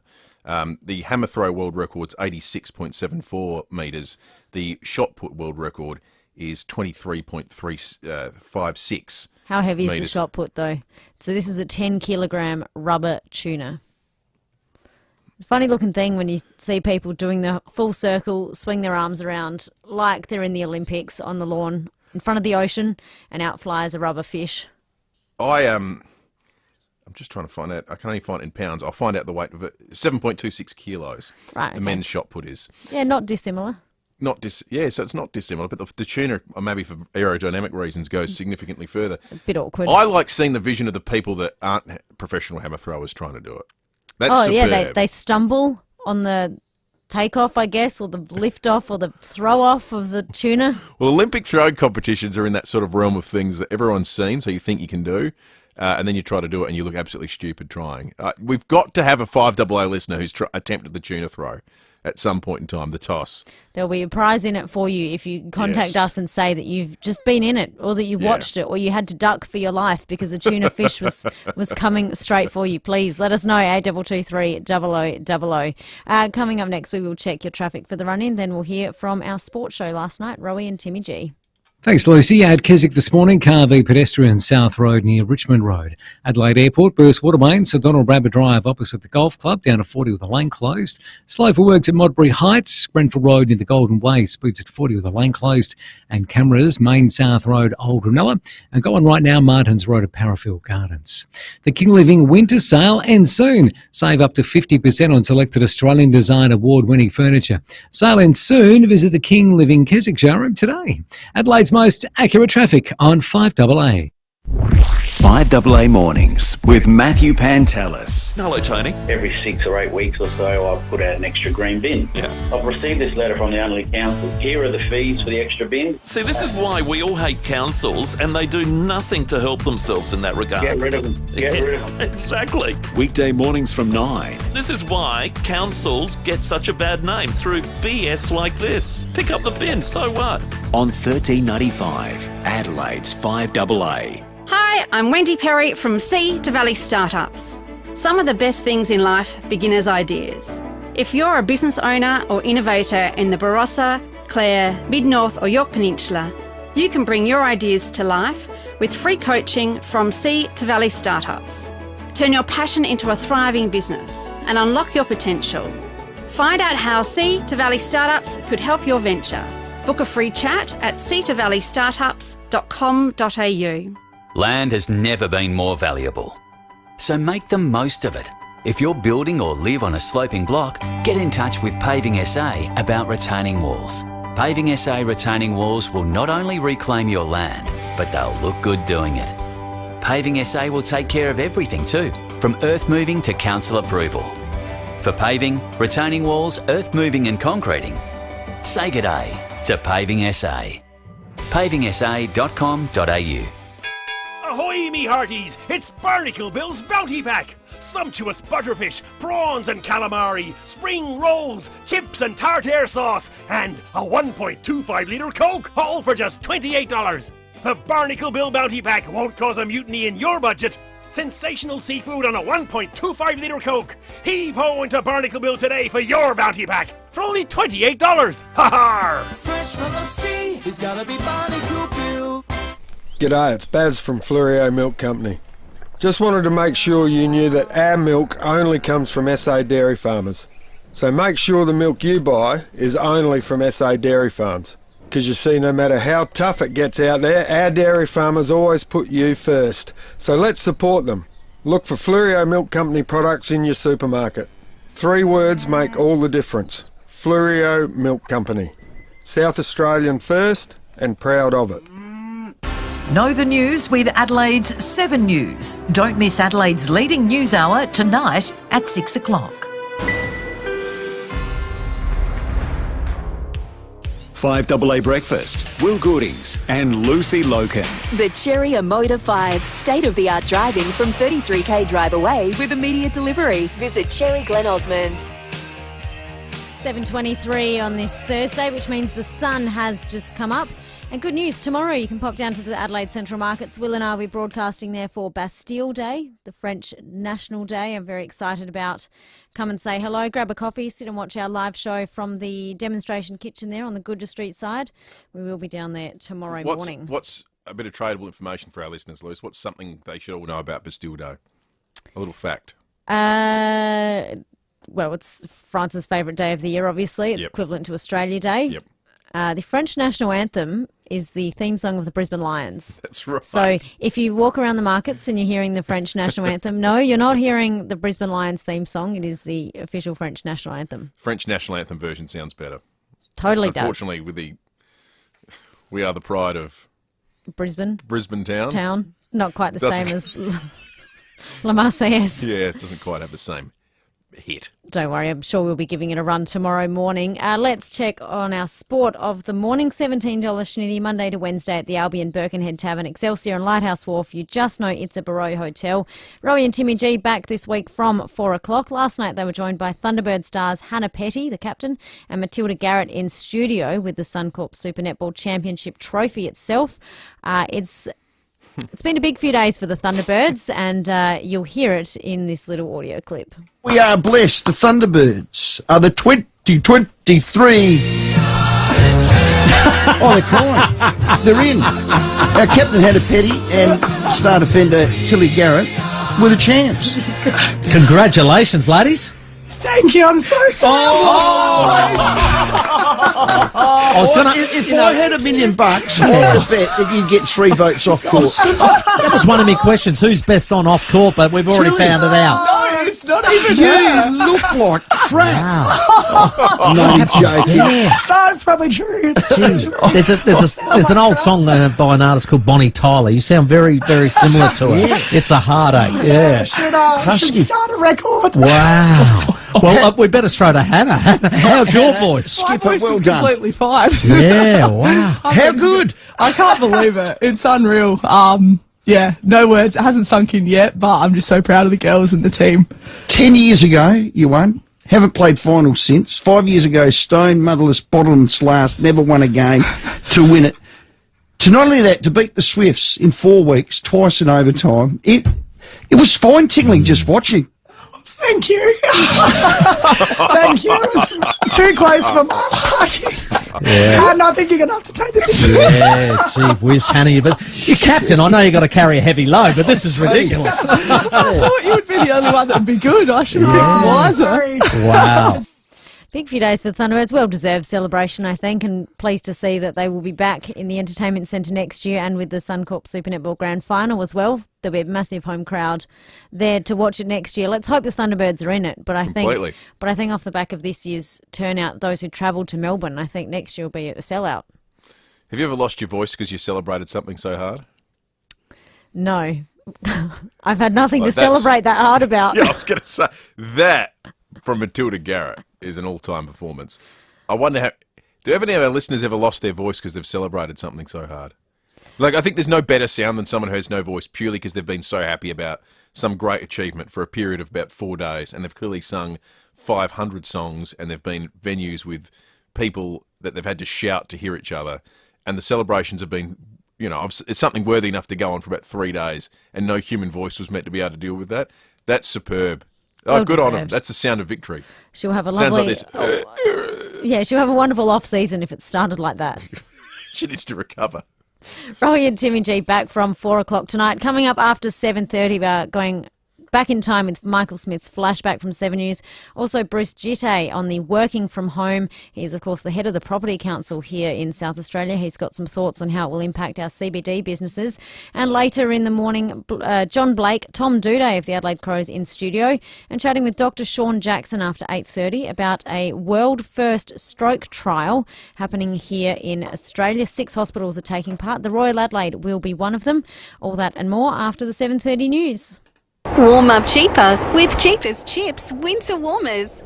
Cheapest Chips. Bring on the heat around the home with the new Hotto Volcano Infrared Heater, only $99. Take cozy anywhere and everywhere with premium heat control range of socks, gloves and beanies, 2 for $15. And keep your best friend cozy with the new self-warming walled pet bed, only $59. Check out this week's catalogue for more winter warmers and live cheaper this winter at Cheapest Chips. See movies how they should be seen. Hear movies how they should be heard. All on the big screen with Quake Sound at Wallace. And now you can see them for less and enjoy candy bar discounts and other special member offers and freebies. Simply become a My Wallace member today. It's free, it's easy and it's full of benefits. Go to wallace.com.au and click on Join My Wallace today. Wallace Mitcham, Mount Barker, Noarlunga and the Piccadilly. South Australia's home of big screen magic and entertainment. Come on down to the Central Markets tomorrow. Get some cheese, some crepes and some champagne to celebrate Bastille Day. Bastille Day is back at the market. You can celebrate France's national holiday over 2 exciting days this Friday the 14th and Saturday the 15th of July. There is plenty lined up over the weekend. Not only will Will and I be broadcasting there tomorrow morning, but you can grab tickets for the French walking tour and the paint and sip class, or you can enjoy free kids activities and free cooking demonstrations. Lots of adult activities too. The French wine bar, there'll be crepes as you mentioned, and more, with live music too that's set to that timeless French bistro atmosphere. Stock up on all your favourite French goodies this Friday and Saturday with Bastille Day at the Adelaide Central Market. Think baguettes, croissants, small goods and, of course, the cheese. Support local, get a taste of France, see the full program and book at adelaidecentralmarket.com. When you've been around for over a century, you know a thing or two. And Business SA and Ray White have almost 300 years between them. So when an alliance is formed between Business SA and Ray White Business Sales SA, they're bringing all their experience to your business, making sure it's in top shape, whether you're buying, selling, or somewhere in between. So go on, touch base with the experts. Search Ray White Business Sales SA. Proudly partnered with Business SA. 5AA Breakfast is streaming live right now. To watch, simply head to 5AA on Facebook or YouTube. This is Adelaide's 5AA. Mostly sunny and 16 with the 7:30 news. I'm Kendall Brettig. Woken with a stiff neck or sore back? Get a Physio Extra appointment today. 6 locations. PhysioExtra.com. A rideshare driver was carjacked at knife point at Windsor Gardens early this morning. Senior Constable Kate Dawson says a group of teenage girls drove off in her black Lexus just before 3 a.m. Police activated their emergency lights and pursued the Lexus for a short time. The Lexus travelled along Grey Street in Norwood, sideswiping a number of parked cars before turning south onto Sydenham Road. And near the intersection of William Street, the car clipped a curb and was dumped by the occupants, who ran from the vehicle. The alleged driver, a 14-year-old girl, 2 other 14-year-old girls and a 15-year-old were caught nearby. They're expected to be charged with a number of serious offences, including aggravated robbery and illegal use of a motor vehicle. The rideshare driver wasn't hurt. A Mustang crashed into a barber's shop on the parade at Norwood last night. The driver, a 42-year-old Ross Trevor man, was taken to the RAH for treatment of minor injuries. His car was towed from the scene. The investigation remains ongoing and the man's expected to be issued with a fine. There are concerns about the flow-on effects of federal public servants being allowed to work from home for as many days as they want. Their union's done a deal on flexible working arrangements, but business groups in SA are worried about the reduction of foot traffic for cafes and retail outlets in the CBD. The Prime Minister has pledged another 30 Bushmasters to help Ukraine combat Russia's invasion of the country.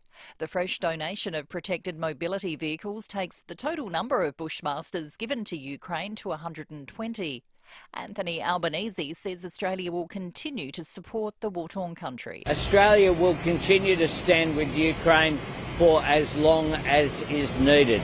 And I thank President Zelensky for frankly being such an inspiration as he has been to the world. The BBC's highest paid newsreader, described as the face of the BBC, Hugh Edwards, has been named as the person facing allegations of paying a teenager for sexually explicit photos.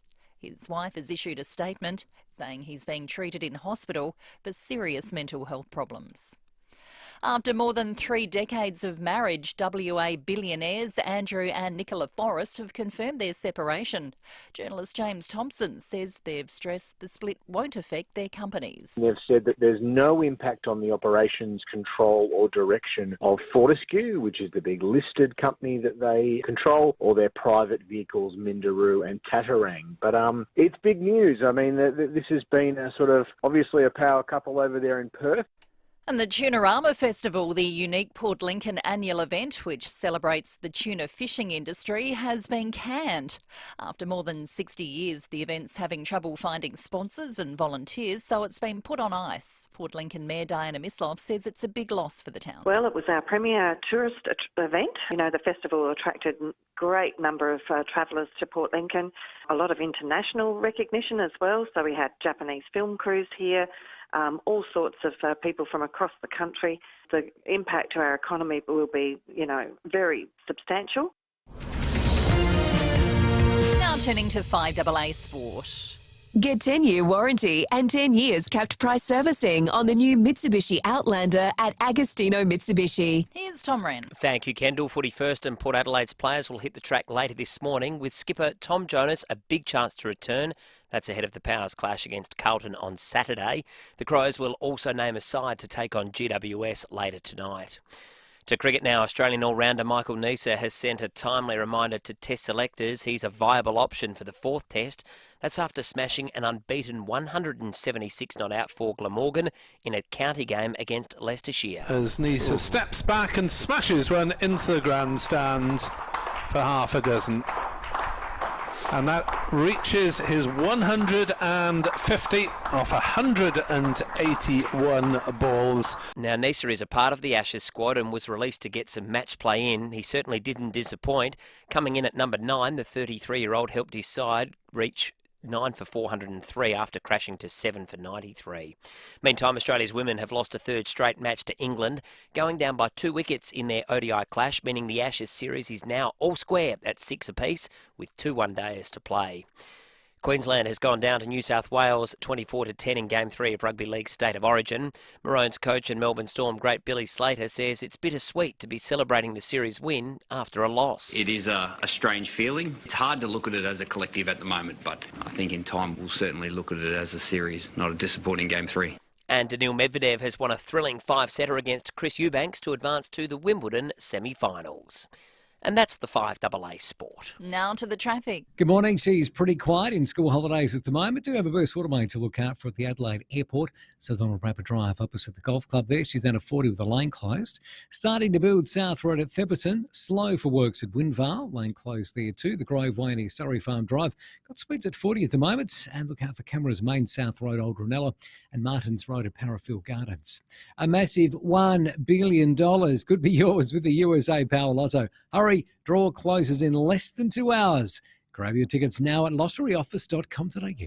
Adelaide's most accurate traffic code 5AA. Pack away the boardies and bikinis, pull out the Uggies and get your brakes checked at Automasters. Mostly sunny and 16 today, more of the same tomorrow, 17, then a shower or two on Saturday, down to 14, and cloudy on Sunday, 15. At the moment, 9. More news as it happens on 5AA. 5AA Breakfast, Will Goodies and Lucy Loken. Test drive the Cherry Emoda 5 at Cherry Glen Osmond from 33k drive away with immediate delivery. Go Cherry. 7:37. Will and I will be down at the Central Markets tomorrow celebrating Bastille Day, so please come and see us down at the markets. If you need to stock up on some French goodies or just do your regular shop as well, they've got all your fruit and veg. You get a coffee, get some breakfast. We would love to see you there tomorrow. Reminder as well, we will be on the Foodland Supermarkets live stream tomorrow. So if you can't be at the markets, we'll have some footage up on Facebook and YouTube for you. And as well, all this morning, tune in on the live stream, or you can text us on the Duttons text line, Volkswagen Tiguan and Allspace, the 7-seater that's perfect for weekends away, camping trips and the crazy Saturday sports rush. That number is 0448 08 1395. But in exciting news, he's back from a brief bit of holidays. It is Michael Smith's Flashback. It's time to Flashback with Michael Smith. Michael, good morning to you. We can hear you, of course, on 7 News Sunday nights at 6 o'clock, but what is in store this week? Lucy, an entirely environmentally friendly edition of Flashback for you this week, powered by the sun. We're going back to the 80s to look at the dawn of the World Solar Challenge. First event held in 1987. It was the brainchild of adventurer Hans Tholstrup, who had successfully travelled across Australia from Perth to Sydney with Larry Perkins in the Quiet Achiever. And after the success of that event, they thought, wouldn't it be fantastic if we had a race from Darwin to Adelaide, 3,200 kilometres, powered only by the sun? And Hans had some real success early on when he was putting this together, because he got in touch with the president of General Motors in America. And once General Motors had committed to being involved in the event, that really inspired other manufacturers and scientific institutions to commit to the race as well. General Motors spent millions on their entry, which was called the Sun Racer, it became sort of colloquially known as the flying cockroach because that's exactly what it looked like. It absolutely dominated that first race in 1987. But at the other end of the field, there were far more modest entries from a number of South Australian high schools, for instance. Morford Vale High had a car called the Photon Flyer. Only cost $60,000, but it still managed to complete the journey from Darwin to Adelaide. 13 of the 23 entries made it all the way here, but as I mentioned, the race was really dominated by Sunracer. Have a listen to this report from Mike Smithson about the final day of competition. Dawn in South Australia's mid-north farming country, and Sunracer had perfect conditions for its finale into Adelaide. Australian driver John Harvey was the man who buckled in for Sunracer's day of triumph. 5 others have shared the wheel during the race. You know, I think we're pretty impressed with this car. Sunracer crossed the line, having covered the mighty distance in a driving time of 48 hours, 42 minutes. For Harvey and the team, elation and relief. An amazing win coming in 1,000 kilometres ahead of the nearest rival. Guys, you heard there 48 hours. That was over about 5.5 days because they were restricted in terms of when they could actually compete. The team from Japan took 28 days to make it all the way here, but they still made it in the end. Wow. I asked you this question suspecting, Michael, I might not understand the answer, but maybe there's an easy, decipherable way to get through it. What kind of power are these things generating? Because this is pre the era of solar panels being on everyone's roof. Could have they powered a lawnmower, or what kind of stuff are we generating? Well, they did reasonable speeds. I guess the interesting thing, Will, is how the battery technology has changed over the last 35 years. So they're significantly faster now. The event returning in October of this year. The last time it was held was 2019. It's normally every second year, but of course COVID wiped it out in 2021. So the technology on board these days is far more sophisticated than it was in 1987. Dick Smith was involved in that first one, and he said it was really about testing solar technology for beyond the application of cars, as you mentioned, on our houses, to run pumps on farms. Of course, we've adopted solar technology far more broadly now, but this was really when it was at its infancy and could prove what it could do. So it's a great event that continues today, and around about 20 entrants already signed up for the race later this year.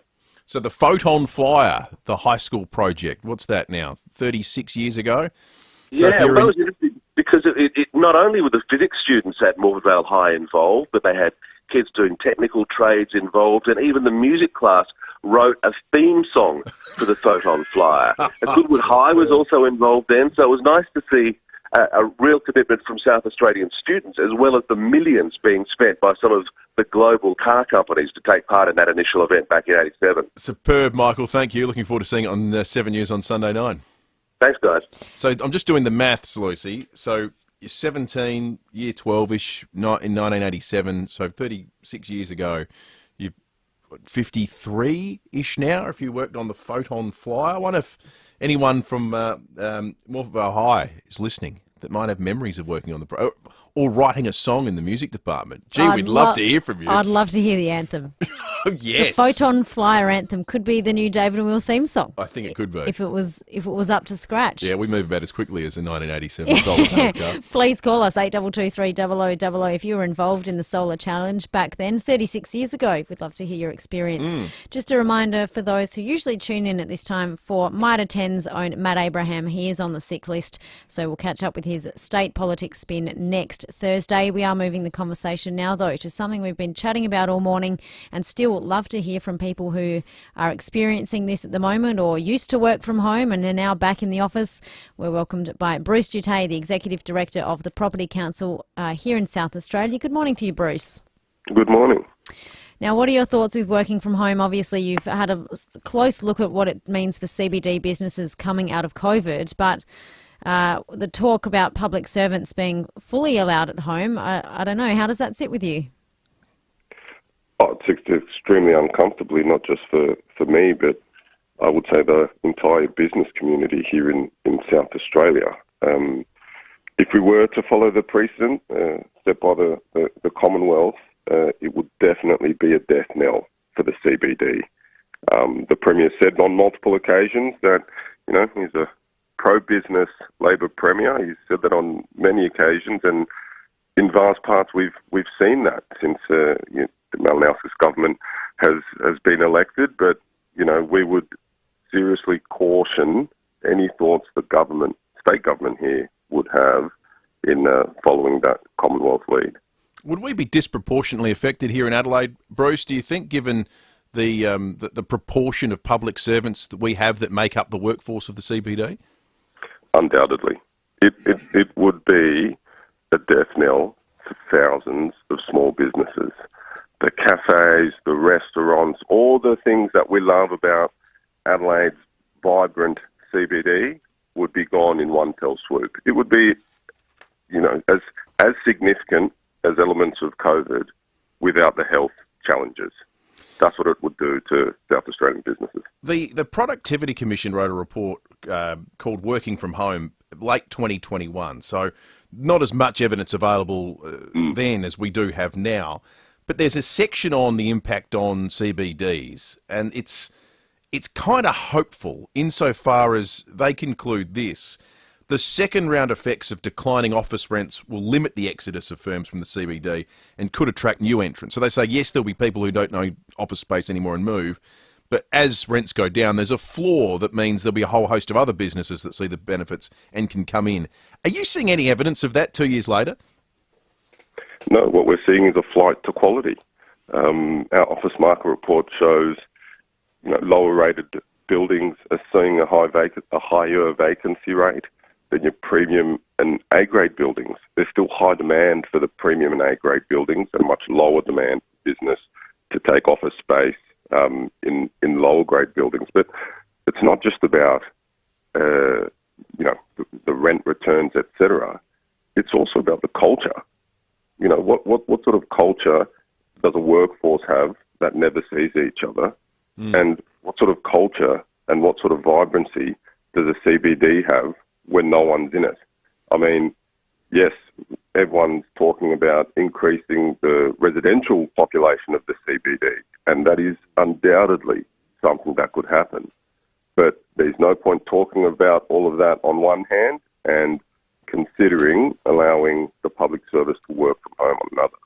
Some people have said that this is a sort of there might be a convenient solution to the problem as commercial entities vacate CBDs. We have a housing crisis, and that some of these buildings could be repurposed as residential zones. Do you see that as being a realistic opportunity in the future?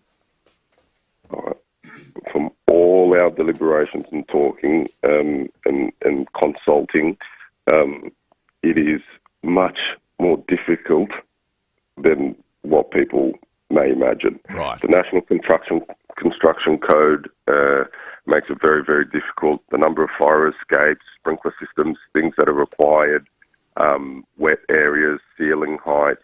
There's so many impediments that from a national level, so I know the council's talking about it, a couple of levels of government above their heads, make it extremely challenging, hence no one doing it. And that's before you talk about financing such projects, and that's before you take into the consideration the 400-odd basis point increase in financing. So, yes, it's very good in theory, and we would love to see that happening, but the reality is there are so many hurdles to jump, it's not a viable solution at the moment. Bruce Doedee, thank you for your thoughts. Thanks, Lucy. Thanks. Paints a bleak picture, does Bruce? But it's hard to argue with any of that. Productivity and output for businesses is one thing, but in terms of impact on the CBD, I think a lot of what he's saying is inevitable. For the first component of that, though, Nick Reid is the CEO of the RAA, hugely successful and multifaceted business here in South Australia, but also Nick's been he's been in the banking sector, he's run large companies and huge bodies of employees. Nick, really interested in your thoughts, mate, and thank you for coming on this morning with regard to this seemingly inevitable now working from home revolution. If it becomes the norm for public servants, it sort of has that feeling it'll become normal everywhere, that there'll be no limit put on how many days people can have in the office. What's your observation on what the impacts of that would be? Well, firstly, good morning, Will, and good morning, Lucy. Look, I think it's going to have an impact, but it really comes down to the nature of the business. So at RAA, we're certainly offering flexible working arrangements, but it's sort of matched to the style of work you're doing. So as many people would realise, we have, 100 patrol vans at any point in time on the road, or even more at sometimes, and very hard for someone driving a patrol van helping someone on the side of the road to work flexibly. So it does really come down to the nature of the work. But Bruce well knows, but we're bringing a couple of hundred people into the city in the very near term to take up some city space. So, I think there are opportunities in this market to take new leases out, and we're doing that. So hopefully many businesses are considering that, but it's certainly a trend that I don't think is going to go away, unfortunately. So we're having to adapt. We're probably at any week of the year in REA at the moment, we would have people 1 or 2 days a week, perhaps from home. Some roles can be done permanently from home, but it's very few of those in our organisation. Do you find, Nick, that people are trying to negotiate more and more if they come into jobs, or if they say, I want to work from home 2 days a week and that's not negotiable? Are people still really strong with negotiating that, or is it a bit more flexible? It's a little bit more flexible than that, but it is part of the conversation. It's a really, I was just recently in Mount Gambier meeting some of our 50-year members down there, and we have some staff who work almost full-time from home, but on our call centre here in Adelaide. So they're in our central call centre, but working from home. So with the technology nowadays, they can be a part of our core call centre, but actually work remotely and regionally, which I think is great. So there is different. It's quite a sort of diverse nature of work nowadays, and so we can match opportunities to people, and particularly the style of work. So being in a call centre, you're on the phone all day. Obviously, you would miss a bit of interaction with some colleagues, but by far and away the nature of that role, you could do that from home and regionally, or from anywhere, to be frank. Based on that, I think I know what your answer to this question will be, but have you, in an overall sense, determined whether people are more or less productive working from home? I think on average it's about the same. It could, there are, definite theories around depending on who you talk to, or whether it's more or less productive. I haven't seen at RAA or when I was in government or in the banking, obviously it was pre-COVID when I was in the bank, but I haven't seen a drop-off on average, but it does come down to the individual. Some people can be super productive at home with the right mindset and the right even just taking out that half an hour or more of travel can make them, more productive. But, I also have to admit that I've seen some evidence of individuals who take advantage of it. So it's something where you just have to stay on top of it as a leader or as a manager of a team who's got people working flexibly. I think you just need to keep on top of it. But by and large, I think people do the right thing, and I haven't seen on average a drop-off. Nick Reid, CEO of RAA, thanks for your time this morning. Thanks, Liz. It's great insight. I mean, Nick Reid is... The RAA is huge. They do so many different things. So he's seeing people in different work environments with different requirements, working in this new environment all the time. So I think his insight is absolutely invaluable on that front. But maybe the last point is the right point. It's always been the truth that the productivity of an individual employee is down to the quality of that employee, probably. So if they're bludgers at work, they'll probably be bludgers at home. And if they work hard at work, they'll probably work hard at home. Maybe it's the long and short of it ultimately. But to Bruce's part is really interesting, because I can't, if you're running a business that relies on a sum of people in the city, coffee shops or a lunch spot or so forth, I think you're terrified at the prospect that this becomes the norm for public servants right across the state. But fascinated what our listeners have to say, because early loose, there was a lot of thoughts that were coming from the Duttons text line on this. Yes, we'd love to hear from your thoughts. 0448 08 1395. Nick as well, just before we get to the traffic, made the point they've now taken over Westpac House, so there'll be a large component of the RAA in, RAA House. Do they have naming rights? Yeah. The sign is already up there. Excellent. RAA. So RAA House. RAA House, which formerly Westpac House, and Nick says, people are moving in there. Their mile, is it Mile End? Richmond Road site is just too small to accommodate the number of RAA people, but that is on the assumption. They're a huge operation. That they're moving in full time to that. RAA Place, Sam tells me. RAA Place. Thank you, Sam. There you go. We'll get to your traffic and we'll get to John Blake after that. Let us know, though, if you are out on the roads in your area and something is amiss on the roads, please call us 8223 0000. Thanks, Lucy. Adelaide's Bay crash on Fletcher Road at Jetty Road. Adelaide Airport burst water main slowing things up. So Tunarama Drive opposite the golf club down to 40 with the lane closed. Starting to get busy South Road at Theberton. We are slow at Smithfield for works. Main North Road near Curtis Road splits at 40 with cameras Mawson Lakes Boulevard, Mawson Lakes, and McIntyre Road at Salisbury East. Get more page turners for less at Big W. New release books like Palazzo by Danielle Steele, just $16. Yes, just $16 while stocks last at Big W. Adelaide's most accurate traffic on 5AA. Eddie May here from NRG Solar. I'll buy a battery when they get a bit cheaper. Well, that was all of us back in 2010. But now they're no longer getting cheaper at all. At NRG Solar, we won't be beaten on the price of a quality home battery, and we'll help you get started. We'll set you up with 13.5 kilowatt hours of storage, a 10-year warranty, blackout protection, and an awesome, easy-to-use app. So don't put it off any longer. Visit nrgsolar.com.au today. You've decided to build? It's exciting stuff. When you've found land, it's a good idea to get advice on what you can build on your new parcel of paradise. Get Steve from Beechwood Homes to take a look. There's no obligation, and you'll get a great understanding of what's possible. Sloping block, flat block, weird-shaped block, or block on a cliff. Speak with Steve from Beechwood Homes for all the possibilities. Life's good. It's even better in a Beechwood home. Google Beechwood Adelaide. If you're looking for exceptional value for money in a new car with all the features, you'll find it in a new or demo Cherry Motor 5 from Cherry Glen Osmond. Such an impressive motor vehicle. The tech alone in the Cherry Motor 5 is light years ahead of any car in its class. I caught up with one of our listeners at Best of SA who was talking about the fact they'd got along, done a test drive and bought the new Cherry Motor 5 and are absolutely loving it. It's got all your standard luxuries, including customisable voice commands. You can tell it you're cold, it'll heat you up. You can say, I'm hot, the temperature will drop. If you're a skeptic of voice control, like I am, you'll think, I bet it doesn't work that well. It actually does. It works magnificently well. It's incredible. You get it from just 33,000 drive away as well, with immediate delivery. It's even less for that for a demo model, and they're available right now. Plus, the Cherry Motor 5 comes with a 7-year warranty, 5-star safety and fixed price servicing. Book a test drive. Visit gocherry.com.au or call them to Cherry Glen Osmond on Glen Osmond Road next to Formula Honda. G'day, it's Baz from Flurio Milk Company. Just wanted to let you know that we're doing all we can to get behind our local dairy farmers. They've been doing it tough for a long time. Remember, when you buy Flurio Milk Company products, you're making a difference. So keep up the good work, SA. Look for Flurio Milk Company products in your supermarket. 3 words make all the difference. Flurio Milk Company. South Australian first and proud of it.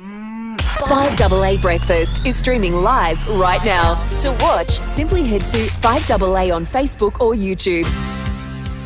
5AA Breakfast, Will Goodings and Lucy Loken. The Cherry Motor 5, state-of-the-art driving from 33k drive away with immediate delivery. Visit Cherry Glen Osmond. 7:57 coming up after 8 o'clock. Tom Doedee from the Adelaide Crows live in studio. And also we're chatting with Ainsley Kosh from 9 News about the Uber driver who had her carjacked overnight by 4 teenagers. We'll hear more from her after 8. But it is time for John Blake, Aussie Fast Transport Solutions, Interstate Freight Distribution, Warehousing and Local Adelaide Couriers. Call Aussie Fast 13 13 64. Welcome once again to Mastermind.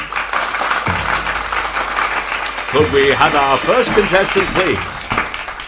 Please state your name and occupation. Graham Goodings. Stealing cars and breaking into places. Your special subject, silly answers to sensible questions, and your time starts now. How are you enjoying filling in for Matthew Pantelis on the 5AA Morning Show? It was just a bad dream. Correct. How would you inappropriately describe the transgender winner of the Miss Netherlands contest? A bloke. Correct. How would you describe yourself? I identify as a female. Correct. What is normally found on top of 4 walls in a house? There is a ceiling. Correct. As an Adelaide Crows board member, how would you describe the AFLW competition? Hens in the backyard. Correct. What would you do if you found a dead pigeon? Be a novelty, something you can pin up on the wall and show your grandkids. Correct. What is your overall philosophy for a full and meaningful life? I prefer my women without a penis. Correct. Count up to 5 for no reason, but just so we can hear you do it. 1, 2, 3, 4, 5. Correct. How would you describe your son, Will? All good now, but the teen years were a nightmare. Correct. What is the name of your new granddaughter?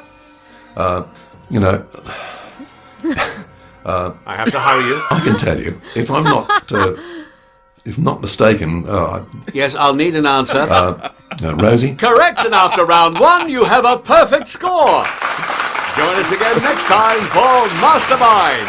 That's it for today. Yes, that's it, Graham. We'll be back to do it again tomorrow. No, not for quite a while now, Graham. We'll see you tomorrow. No, we're not doing it tomorrow, Graham. More from Blakey with Behind Closed Doors after 8:30. I love Blakey doing Graham. That's great. We've got another week and a half left of Graham on the morning show from 9 o'clock. We can't wait to hear more of him. Stick around. We'll be back after the 8 o'clock news with Kendall. Australia's largest indoor caravan showroom now has even more to explore. Come into Dave Benson Caravans to see the new range of Victory caravans, plus a huge selection of Essential, Highline, Network RV and Cub campers with new features and layouts. We have over 100 new and pre-loved vans and campers, all undercover and all ready for immediate delivery, so you can enjoy your next getaway straight away. See what's available at Dave Benson Caravans, 64 Grand Junction Road, Kilburn, or online at davebensoncaravans.com.au. IGA's Price Match Promise. We checked, we matched, you won't pay more. Every week we check and match the regular price of the big 2 supermarkets on hundreds of everyday products. Just look out for the Price Match tickets in store. Participating stores only. See website for full terms. Online, on DAB Digital Radio and on 1395 AM. Talking Adelaide. This is Adelaide's 5AA. Mostly sunny and 16 with the 8 o'clock news. I'm Kendall Brettig. Looking for the perfect winter exercise? Physio Extra offers clinical Pilates at 6 locations. PhysioExtra.com. A rideshare driver was carjacked at knife point in the northeastern suburbs overnight. The black Lexus eventually stopped in Norwood after hitting a curb and damaging the front wheel. The alleged driver, a 14-year-old girl and 2 other 14-year-old girls and a 15-year-old were caught nearby. They're expected to be charged with a number of serious offences, including aggravated robbery and illegal use of a motor vehicle. The rideshare driver wasn't hurt. And a car ploughed into a barber's shop on the parade at Norwood last night. The green Mustang went through the front window after colliding with another car. The driver was taken to hospital by paramedics with minor injuries. He's expected to cop a fine. Unions are celebrating a win which allows Commonwealth employees to work from home permanently, but there are fears it could have a devastating effect if state public servants are allowed to do the same. Bruce Gitte from the Property Council says it would be a blow for the city. It would be a death knell for thousands of small businesses.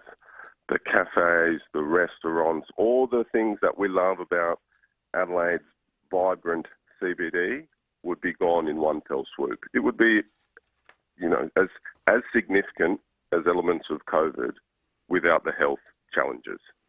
Ukraine says the donation of an extra 30 Bushmasters is a valuable contribution to the country's war effort. Australia's gifted the protected vehicles following face-to-face talks between the Prime Minister and Ukrainian President. It takes the total to 120 Bushmasters and our overall aid to almost $900 million. Ambassador Vasyl Miroshnikov says he's grateful for Australia's ongoing support. Everybody have seen it, how effective they were in Ukraine, how many lives they've saved, and how they help Ukraine defend democracy, restore our sovereignty, and that's a very valuable contribution. I'm very thankful for that. Health professionals have issued a reminder for parents to get their kids vaccinated following the deaths of 2 children. An 11-year-old Noosa schoolgirl died from influenza B. Over the border in New South Wales, teenager also died after contracting the virus. Infectious diseases expert Dr Paul Griffin says the vaccine's available for both strains of the flu. The flu certainly can and does impact young children. It puts them in hospital. Unfortunately, a proportion of them don't survive, and there's been reports of a few children around the country not surviving, particularly flu B infection. And so we have a vaccine that covers both flu A and flu B. It works very well at reducing the severity of illness. Harry Garside's ex-girlfriend has been charged with assaulting and stalking the Olympic boxer. 35-year-old Ashley Rusco has been granted conditional bail and will appear in court next week. While actor Vince Colosimo is expected to face the Melbourne Magistrates Court today over more than $65,000 in unpaid fines.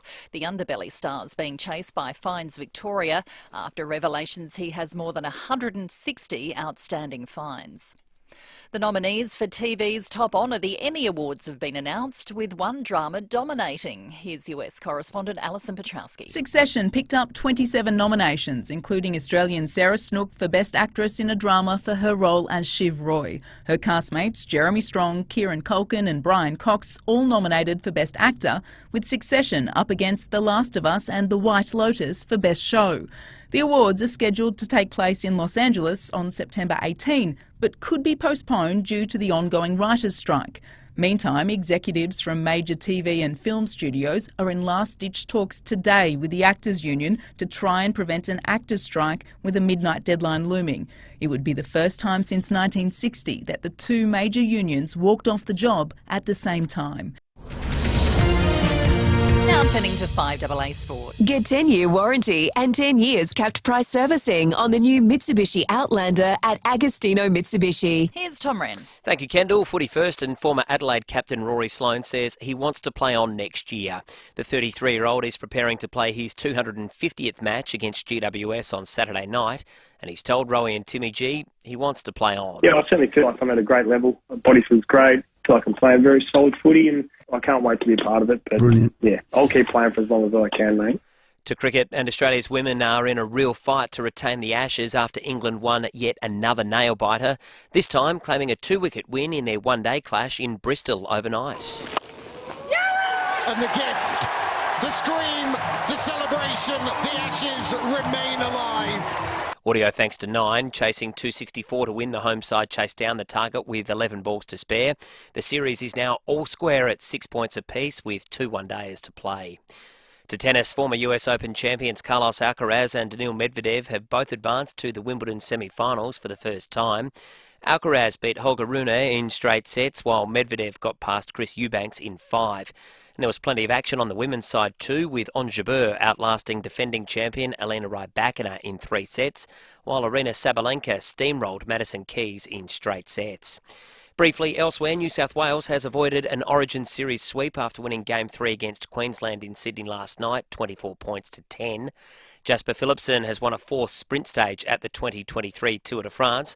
Jonas Vingegaard retains the yellow leader's jersey. And Australia has beaten Ireland 4-0 at the Women's Softball World Cup. And that's the 5AA Sport. Now to the traffic. At Largs Bay, look out for a crash, Fletcher Road at Jetty Road. Royal Park, traffic lights out of action there. Old Port Road near Tapley's Hill Road and Adelaide Airport. There's a burst water main slowing things up. So Donald Rapper Drive opposite the Golf Club speeds at 40 with the lane closed. Slow South Road at Theberton with cameras Cross Keys Road, Salisbury. I've got one right now, Martins Road at Parafield Gardens. Save 22% off the package price at Harvey Norman when you purchase the same branded TV and soundbar in one transaction. Hurry, offer ends Sunday at Harvey Norman. Adelaide's most accurate traffic on 5AA. Pack away the bikinis and boardies, pull out the woolies, and get your brakes checked at Automasters. Mostly sunny, a high of 16. More of the same tomorrow, 17. A shower or two Saturday, down to 14. And cloudy for Sunday, 15. At the moment, 9. More news as it happens on 5AA. I'm on the street for Listerine. Toothbrush, dental floss and Listerine Total Care. Which offers the best oral hygiene? Toothbrush? Brush? Listerine. Brush and Listerine. Close. It's brush, floss, Listerine.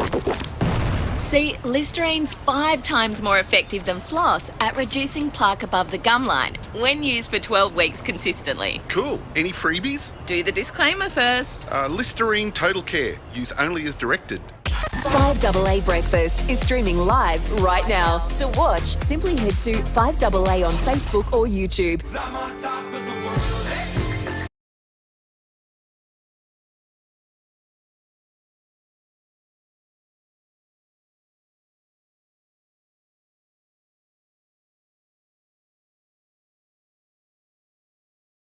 Wednesday morning. Good morning to you if you're just tuning in. Going to be a lovely day, top of 16, sunny today, currently 9 degrees in the city. Still feels like 5 though, so if you're thinking it's chilly, it is 9 degrees but feels like 5. Coming up shortly this half hour, Tom Doedee of the Adelaide Crows live in studio.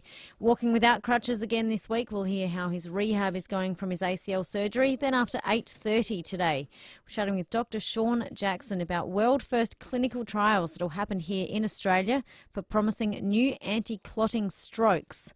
A drug that will help with that. The 6 hospitals are taking part. The Royal Adelaide Hospital is one of them. We'll hear from Dr. Jackson after 8:30. But first, a story we mentioned earlier in our news headlines, and cost of living is front and centre on the program this time of year, more so than ever at the moment after we enter the new financial year.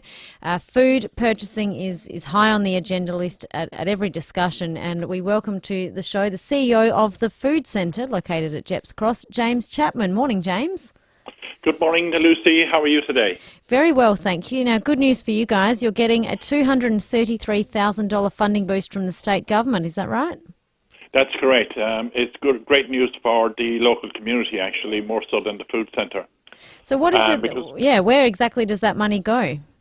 It goes directly to supporting families that are in need directly. The money doesn't actually go into our coffers. We are a non-for-profit, so we are self-supporting, and we can use that money to go directly to support families and individuals that are in need at the moment. James, I reckon we've been doing the show for a number of years, and up until the last 12 months, I probably could count in one hand the number of times the price of everyday household grocery items came up as a talking point. But it's daily. It's a daily occurrence now, whether it's the prospect of eggs increasing, or it's snow peas, or it's berries, or milk, or bread, whatever it might well be. Cost of living is the biggest story in the country at the moment. Has that coincided with a change in your clientele? Are you seeing different types of people coming to you guys for help at the moment? Yes, there is. I kind of phrased the working poor, and it's been used quite significantly around the place in the last... it started just before COVID, about mid-2019. We noticed that there was a significant spike in the number of new clients coming through the food centre, and garnering information by having direct conversations with these people. We discovered that actually the people that have full-time work on low income and were already in struggle street in terms of the cost of energy, cost of food items, transportation, everything across the board was going up. And that came from basically 9-10 years of wage growth suppression. And it impacted. It eased when the federal government agreed to pay the co-payments for JobKeeper, JobSeeker, which kind of tells you like that a universal wage takes people out of that struggle street. Tells you how many people are living so close to the edge as well. So just to dig down on that slightly, 5 years ago, how many people would have had full-time jobs and come to you for help? Would it have been almost unheard of? No, there would have been a small cohort of people that would have, because they would have been casual part-time. Yes. And totally depending on what's seasonal going on in and around them at the time. By comparison today, I would say that is probably up by, let's say 5 years ago, let's say there was 15, 20 families. That is probably more like 100 families today. Wow. These are people with full-time jobs. Yes, absolutely. Are struggling because of a model that it was created back in the 70s and 80s for, this is the central bank model that they're using to increase interest, because at that time there was very significant wage growth, so that was a way of suppressing inflation. We haven't had that inflation in terms of wage growth, but nevertheless the same model is being applied, And that directly impacts right across the board, starting with mortgages, which impacts on the rental industry. It impacts right across the board on everything. How do people interact with the food centre, James? If people are listening to this and everything you've describes their situation and they're in desperate need of help, what do they do to get in contact and come and see you guys? You don't have to do anything. All you have to do is just come to the food centre. You don't have to pre-qualify. You don't have to let anyone know. The whole thing about the food centre is it's based on the social supermarket model, which is dignity and respect the whole way through. So you just come in, you use it as you would any normal store. You pick up your basket, you go around, you pick up your goods. There would be items on various different tables that will be low cost or no cost. We have free bread every day that we get through other organisations such as Second Bite, and our volunteers collect from Baker's Delight. Thank you, James, for helping those who desperately need it. James Chapman there, CEO of the Food Centre. That is located in Jepps Cross. If you do need any more information, give us a ring here. We can pass that on to you for sure. 8223 0000. At 6:45 this morning, we had Senior Constable Kate Dawson chatting about a car theft in Norwood. It was about 3 a.m. this morning. Police were called to North East Road after a rideshare driver was allegedly threatened with a knife by a group of female passengers before they stole the rideshare driver's black Lexus. Thankfully, the driver wasn't physically injured. So the car was last seen heading towards the city, and Eastern District Police flooded the area with a patrol spotting the car speeding along Ducatterville Terrace before turning north onto Flinders Street and heading towards the parade. Ainsley Kosh from 9 News has been covering it this morning. Ainsley, what can you tell us at this stage of the morning? You've been out to Norwood, I guess? Yeah, that's right, Lucy. We remain here on the scene where the teenage girls were arrested this morning here in Norwood. Police are set to charge 4 teenagers at any moment now with a raft of serious offences following this terrifying ordeal. 3 14-year-olds and 1 15-year-old girl were allegedly involved, and police are expecting to charge them with aggravated robbery, among other things. But as you said, it was around 3 o'clock this morning when they allegedly threatened an Uber driver with a knife before sparking a police chase through the northern suburbs, where they ended up here in Norwood, as you said, and police then caught up with them. Have you spoken with the Uber driver at all? Has she appeared on the scene at all this morning, or was she keen to get out of there? No, we haven't spoken with her. We understand she is very shaken up, and luckily the 25-year-old Uber driver was not injured. But as you can understand, I'm sure she is very shaken up at this stage. But luckily not injured, Lucy. God. That is good news. Thank you, Ainsley. We'll leave you there to continue the research. 3 14-year-olds and a 15-year-old girl. Now, this is all alleged, so who knows? We don't know all the finer details. But a Lexus, as an Uber, would suggest you've probably booked an Uber Black, I'm guessing. That's the more expensive, get you a nicer car. I was chatting with an Uber driver the other day who used to drive Ubers at night. And now only drives during the day because of incidents like this. And I reckon we'd have a stack of people listening who are in either cab drivers or in the rideshare industry who've decided that it's just too dangerous. And how sad is that for Adelaide? You can't even pick up a bunch of girls who are 14 years old because they might try to carjack you. When you talk about fearing for your safety, your mind doesn't spring to 14 and 15-year-old females. Absolutely not. A 25-year-old girl trying to make some bit of money, probably a student or something at that age, trying to make a little bit of money driving around people in Ubers. I mean, that's the problem with the technology. It's convenient, but anyone can push a button and download the app and get in the car. I mean, what happens after that point? It's a social contract and it's trust. You wonder what's the story of these kids too? Are they in care, state care? Are they in? Clearly, no one's actually caring for them. 3 a.m. on a Wednesday night, and they've just impacted that Uber driver who won't want to work for the next little while. Yeah, absolutely. All right, let's open the phone lines, 8223 0000. Lots of people on a range of issues over the course of the morning. Johnny has called in on Tunarama ending at Port Lincoln. Johnny, good morning. Yes, good morning. How are you? Good, mate. That's good. Yeah, no, I was involved in it. I've spent a lot of time up in Lincoln. I'm actually a commercial fisherman by trade. Now a skipper of the South Australian research vessel. But Yeah, it was a great show. I mean, the town really lightened up. Everything comes alive, and I had a go at the tuna polling, which is really awkward. That's the throw, is it? Yeah, and the throw, yeah. I didn't compete with but I've had a go at it, and it didn't do too well, and I was quite strong at the time, so... Yeah, 35 metres is a fair old effort. Yeah, you've got to be an Olympian to reach those sort of heights. So, Johnny, how regularly would you go? And did you see any decline in the support or patronage of the festival? Well, the last time I was there was 2018, and I thought it was just as busy as it was, 10 years prior to that. So I've been sort of on the water for the last 20 years. So I would have thought it was still a really successful event back then. I don't know if COVID's had an impact on that, but I thought it was great for the town, and it's a shame to see it go. Certainly is. Still was attracting big crowds right to the very end. Good on you, Johnny. Thank you for that. If you've been to Tunarama, we'd love to hear from you this morning on 8223 0000. You can text us too on the Dutton's text line. Bonus points if you threw the tuna. If you got close to the 35 metres. I don't think we're going to find anyone to achieve that. Previous record holders. It's a bit rough getting Olympic hammer throwers involved, isn't it? I know. Johnny, as a commercial fisherman, even couldn't get close. So the regular punter who's just gone to Port Lincoln for the weekend. There should be like professional and sort of amateur, divisions. Let the mud punter have a crack. It is 8:19. Coming up very shortly, Tom Doedee from the Adelaide Crows in studio. But let's check your traffic if you're driving this morning. Thanks, Lucy. At Largs Bay, crash on Fletcher Road at Jetty Road. Royal Park, traffic lights out of action there. Old Port Road near Tapley's Hill Road. And we're slow due to a burst water main around the Adelaide Airport. That's Thunderbirds Drive just opposite the golf club. She's down at 40 with a lane closed. Busy South Road at Theberton with a camera set up right now. Whites Road at Paralawi.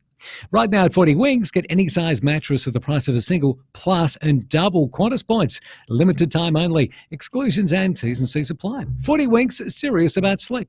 Adelaide's most accurate traffic on 5AA. Rowie and Timmy G on the 5AA Sports Show. We are blessed. The Thunderbirds are the 2023 champs. Our captain had a petty and star defender Tilly Garrett. Congratulations, ladies. Thank you. I'm so sorry. Rowie and Timmy G. We better throw to Hannah. How good? I can't believe it. It's unreal. It was spine-tingling just watching. Thank you. 4 p.m. weekdays on 5AA. When time has passed and respects have been paid, the comfort of a beautiful memorial to visit is undeniable. It's a place to reflect, to visit on birthdays and special occasions. It's even a place to share your hopes and dreams. It's why Adelaide Memorials take so much care in designing and making a monument that reflects a life lived, so generations to come will know who came before them. Headstones, plaques, traditional or contemporary. Visit adelaidememorials.com.au. Buying a trailer? First things first, make sure it's Australian born. When I say born, I mean made here in SA from Aussie steel, like Basic Trailers. If the trailer you're looking at came out of a container, that's a red flag. That trailer is a cheap import, nowhere near the quality of Basic Trailers, and it just won't last. If you want a trailer that'll go the distance with you or your business, go Basic Trailers. Bigger, better, stronger. basictrailers.com.au.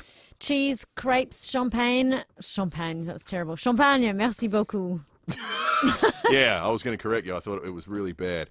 Bastille Day is back at the market. Celebrate France's national holiday over 2 exciting days this Friday the 14th and Saturday the 15th of July. There is plenty lined up over this weekend. Grab tickets for the French walking tour and the paint and sip class, or you can enjoy free cooking demonstrations and free kids activities. Not to mention the French wine bar will be operating. You've got crepes, all sorts of wonderful food and live music set to that timeless French bistro atmosphere. Stock up on all your favourite French goodies this Friday and Saturday with Bastille Day at the Adelaide Central Market. Think baguettes, small goods, croissants and, of course, cheese. Support local, get a taste of France and see the full program and book online at adelaidecentralmarket.com.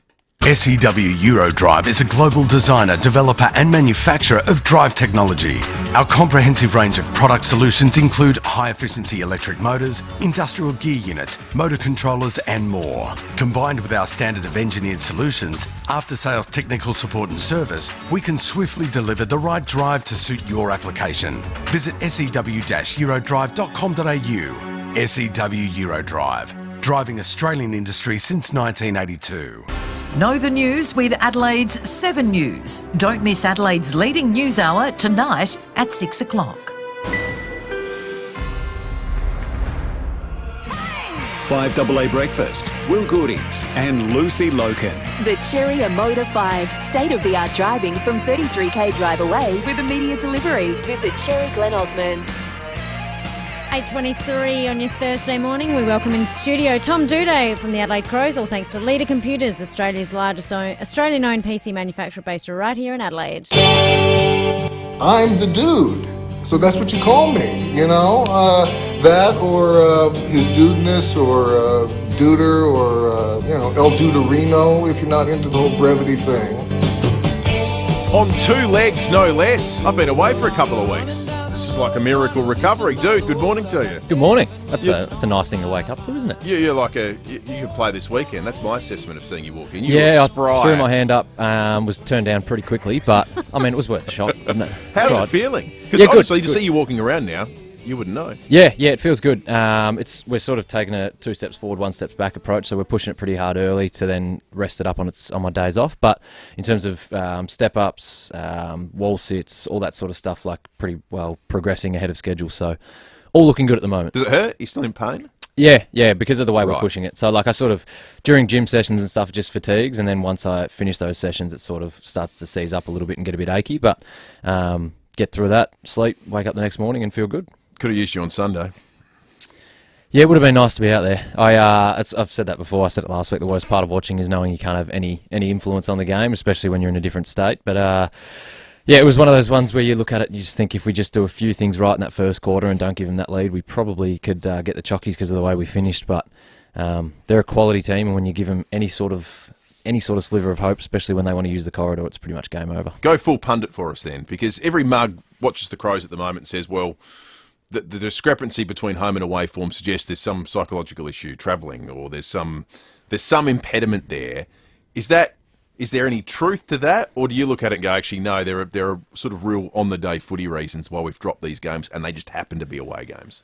It's a very difficult one to answer. I wish there was a blanket statement you could throw on it because of the fact that it would be easier to talk about, and then it also would be easier to fix because we'd see what the problem is. But it's probably one of those more individual things where you are away from home, so you're sleeping in a different bed, you're eating different food, you're doing your routine differently. And with a young group, it might be that instead of doing what you'd usually do, you adjust it a little bit, then you don't come out as confident, and we start poorly, and then we're playing catch up, and against a team like Essendon, you're just not going to win that game. But it's obviously been an issue for us this year, and even the games that we've won away, we haven't won as convincingly as we would have liked, and we need to fix that, especially if you want to play in the big dance and get into September. You're going to be playing away games, especially the grand final. So not a great result. This week's a celebration, of course. Rory Sloane's 250th. It is.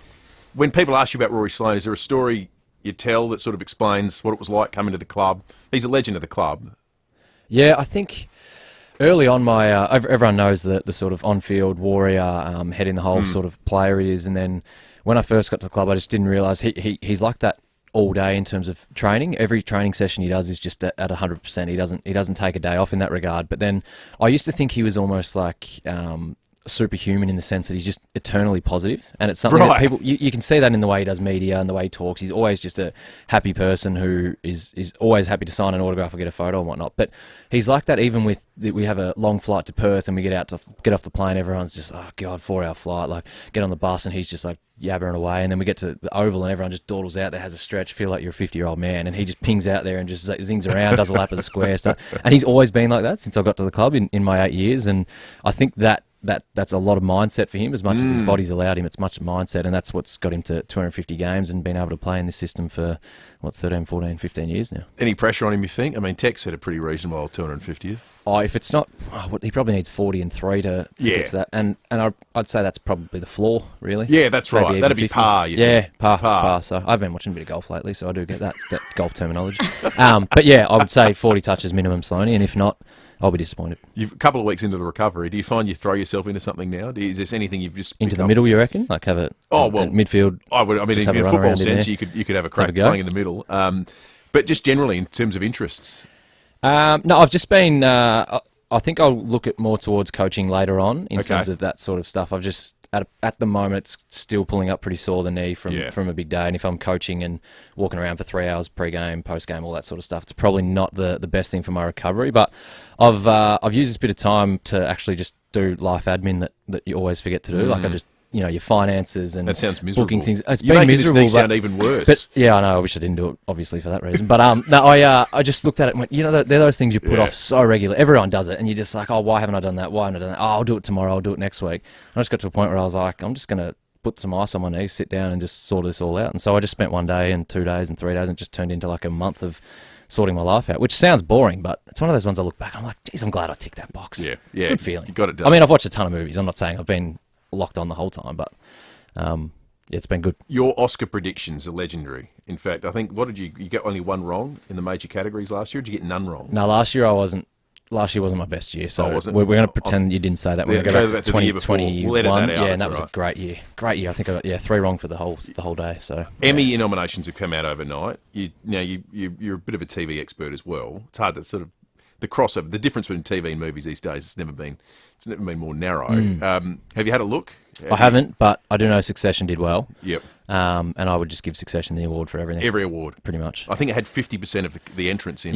One of the deserves it all. 27 nominations, the highest amount.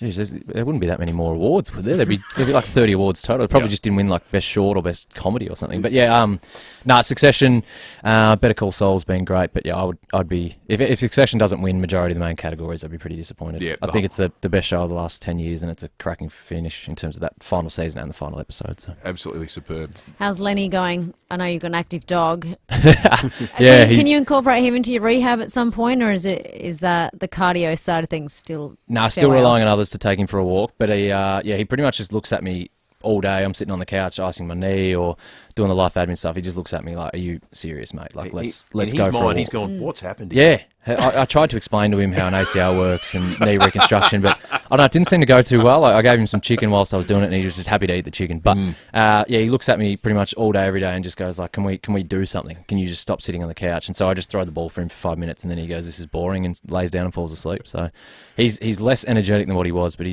think he just doesn't like me anymore, which seems to be the case. No, I think he likes you. He's probably just disappointed in you. Yeah, I'm pretty used to that. People being disappointed in me. What's your role on this weekend? You just at the game watching, or are you? Yeah, I'll just be a fan in the stands like everyone else. So hopefully we win because I can't have any influence over it. So I'm just going to be cheering on the boys like everyone else. How do you go when people start sledging people when you're sitting in the stands? I join in. Do you? Yeah. Oh, you're garbage. Anyone you target? Brody. Smithers, yeah, of course. Yeah. If he misses a kick, it's pretty much, he knew that was coming. Give him the ball. Let him kick it. You're a real team man. Yeah, That's of course. The mid's getting beaten in centre bounce. It's just like, you're garbage. Yeah. Change it up. Get Doedee in the midfield. Going forward, the forwards love having a go at them, but I'll keep that off air, that stuff. But no, all in all, I'm just literally going to be sitting there watching like everyone else. So it's a big game for us. I know GWS are pushing and they want to win to obviously keep their hopes alive, but we just need to win to make sure we're back on the winners list. So hopefully we get the win. Good to see you walking about the place. Good to see you again too. Yeah, good to have you back. It is weird you're in Pembo's seat for the listener. We were sitting in Pembo's seat and he hasn't gone on a usual Pembo tangent or recommended a Spanish movie or he's dressed a little better. That'll all be back next week. Yeah. Don't worry, you won't miss it. I'm really savouring this moment. Tom, thank you for coming in. Tom Doedee, all thanks to Leader Computers, Australia's largest Australian-owned PC manufacturer based right here in Adelaide.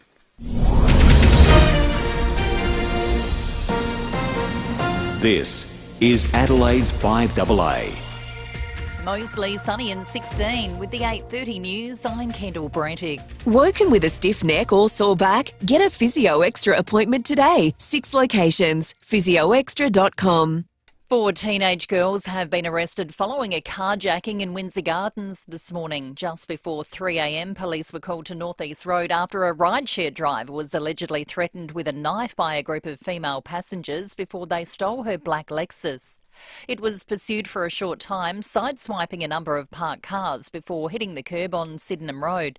Senior Constable Kate Dawson says the occupants then ran off. So patrols quickly called in the area and they caught the driver straight away on Sydenham Road, and then PD Cooper and Polair were called in to assist, and they locked up 3 other passengers shortly after. So they were 3 14-year-old girls and a 15-year-old girl. They're all expected to be charged with a number of serious offences. Well, a barber's shop on the parade at Norwood's looking a little worse for wear this morning after a car crashed into the front window.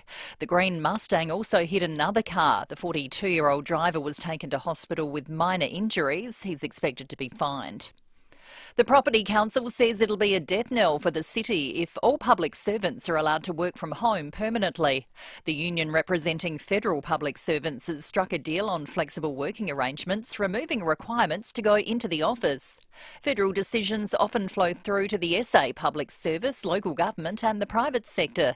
But Nick Reid from RAA says it'll come down to the nature of the business. It's certainly a trend that I don't think is going to go away, unfortunately. So we're having to adapt. We probably at any week of the year in RAA at the moment, we would have people 1 or 2 days a week perhaps from home. Some roles can be done permanently from home, but there's very few of those in our organisation.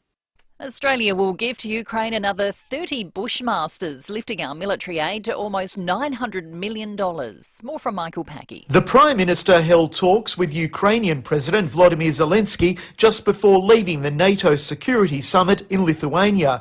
Anthony Albanese announced Australia will provide the war-torn country with another 30 Bushmaster vehicles, taking the total to 120. It's a second major military announcement this week, with the government dispatching a high-tech surveillance plane to help patrol the border near Ukraine. 100 Australian Defence personnel will be stationed in Germany to operate and service the aircraft. It takes our military and humanitarian assistance to almost $900 million. An 11-year-old girl has died in Queensland after contracting influenza B. It's the second confirmed death of a young person from the flu this week after the death of a teenage girl on the New South Wales Central Coast. Health authorities are urging parents to get their children vaccinated. World-first clinical trials for a promising new anti-clotting stroke drug are getting underway in Australia. The drug has the potential to improve blood flow to the brain and reduce brain injury for stroke patients. The Heart Research Institute's Professor Sean Jackson says scientists have been working on this breakthrough for a long time. Something we've been trying to do for literally the last 40 years, and that hasn't worked because most drugs cause too much bleeding on the brain. But this drug's got very unique properties and looks very safe in clinical trials, and we're starting our trial this week. Now turning to FIVEAA Sport. Get 10-year warranty and 10 years capped price servicing on the new Mitsubishi Outlander at Agostino Mitsubishi. Here's Tom Wren. Thank you, Kendall. It is selection night in the AFL, with Adelaide expected to make at least one change, with defender Jordan Butts available after missing last week through concussion. The Crows host GWS at home on Saturday night. Injured defender Tom Doedee telling Will and Lucy it's a big game for the club. It's a big game for us. I know GWS are pushing and they want to win to obviously keep their hopes alive, but we just need to win to make sure we're back on the winners list. So hopefully we get the win. The Power are also set to make changes, with Trent McKenzie out with an ankle injury, while Junior Rioli will miss for personal reasons. And round 18 gets underway tonight, with Sydney hosting the Bulldogs at the SCG. Meantime, it's been revealed the Sherrin balls used have been given an extra coat of wax to make them shinier for TV coverage.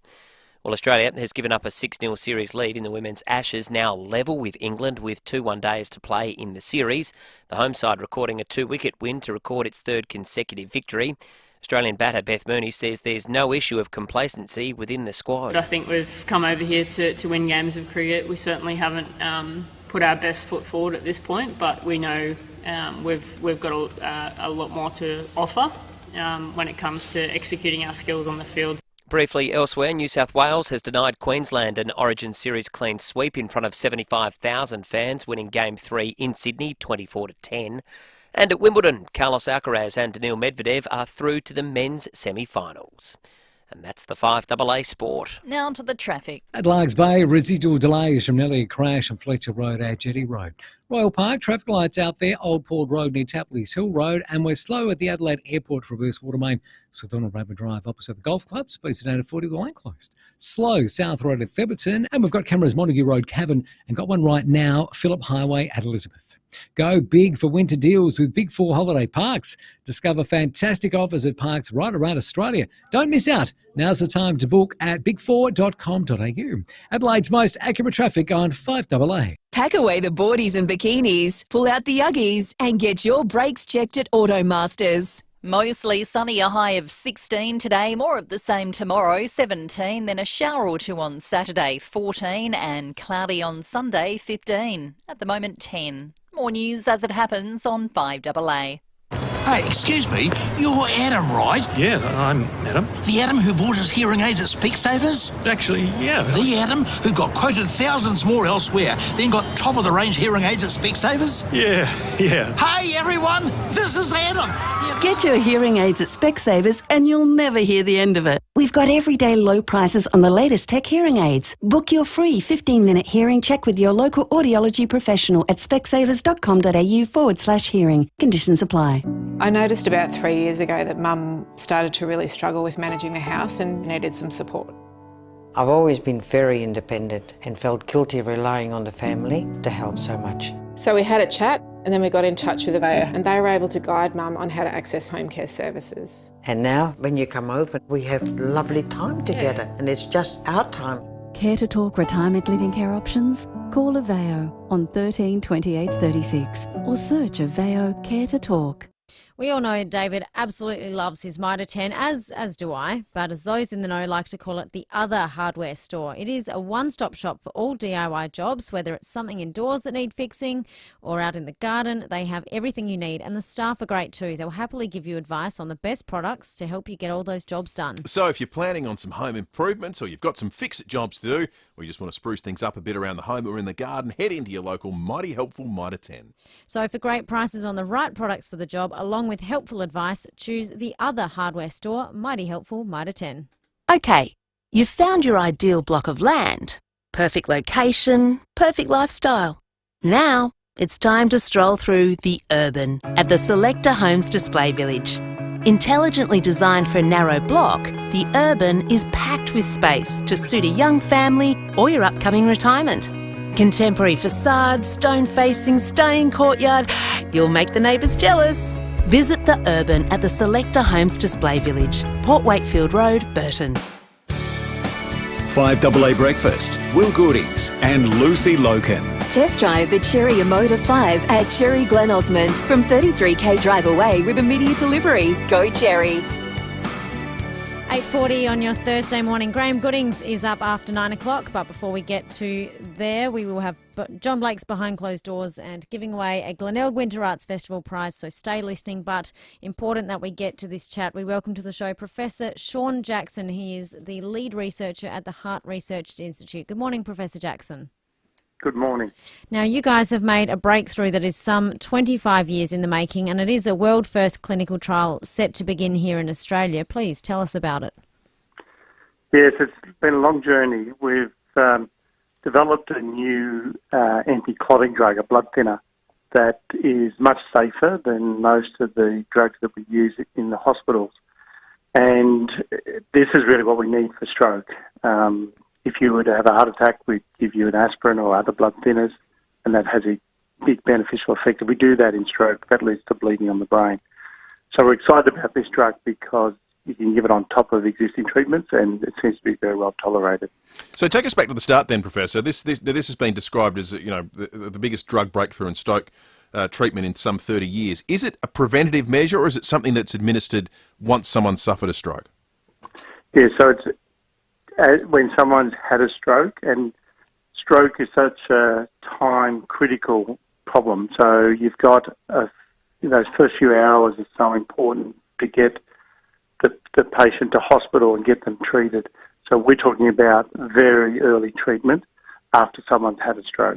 Because at the moment, correct me if I'm wrong, but there's a drug that can be given, but it has to be given within a certain period of time, and if not, it actually can make the effects of the stroke worse, is it, or it crystallises the effects of the stroke? That's right, yeah. So the drug's called TPA, and we can only give it in the first 4.5 hours after you've had a stroke. Beyond that, there's too much bleeding. So our drug we can give on top of TPA, and in fact it improves the effect of TPA. It dissolves the clots much more effectively and improves blood flow to the brain. Now I've got to emphasise this is the early steps. This will be the first trial in stroke patients, but the clinical data we have to date, the trials so far do look very promising. You started, some 25 years ago in Victoria, but now I think 6 hospitals across Australia are taking part. The Royal Adelaide is one. Where else are you focusing the trial? Yes, that's right. So it's based in Sydney, Melbourne and Adelaide, and in fact Royal Adelaide is going to be, I think, one of the first to start administering the drug. There's Royal Melbourne Hospital in Melbourne, and there's a number of hospitals here in Sydney, including Prince of Wales, Royal Prince Alfred, the Liverpool Hospital, and John Hunter in Newcastle. So if the things you've learnt in these early stage are ultimately borne out in broader trials, what's the best version of this? What does it mean in terms of people who suffer strokes into the future? So one of the big challenges we've got at the moment, we have to get people to hospital to get them treated, and our plan in the longer term is to try and get people treated in the ambulance, right at the very, point where we can intervene. And for people who live in rural and regional communities, they're at a disadvantage because of the travelling distance time. So, what we're aiming for is a therapy that's really safe. As soon as we can diagnose stroke, we can treat straight away, and it sort of levels the field. You don't necessarily have to be in one of the major hospitals. That's the ultimate goal. So a lot more people will end up getting treatment and doing better. Mm. Where did the I note in some of the reporting the origins of this are traced back to Box Hill in the 90s. Was this sort of a surprise discovery? Was it the culmination of a whole heap of other research? How did the first kernel of this come about?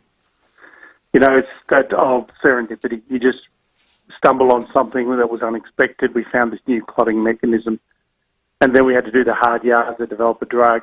And stroke is so difficult because of the safety issues. It's been over 1,000 therapies have been trialled, and all but one has failed.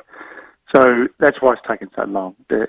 We had to do very rigorous studies to show that our drug has the right properties and the right safety profile. And when's it starting in hospitals, Professor? Next month we'll be dosing our first patients, and all going well, by the end of the year we'll have a good idea just how good, how safe this drug's going to be.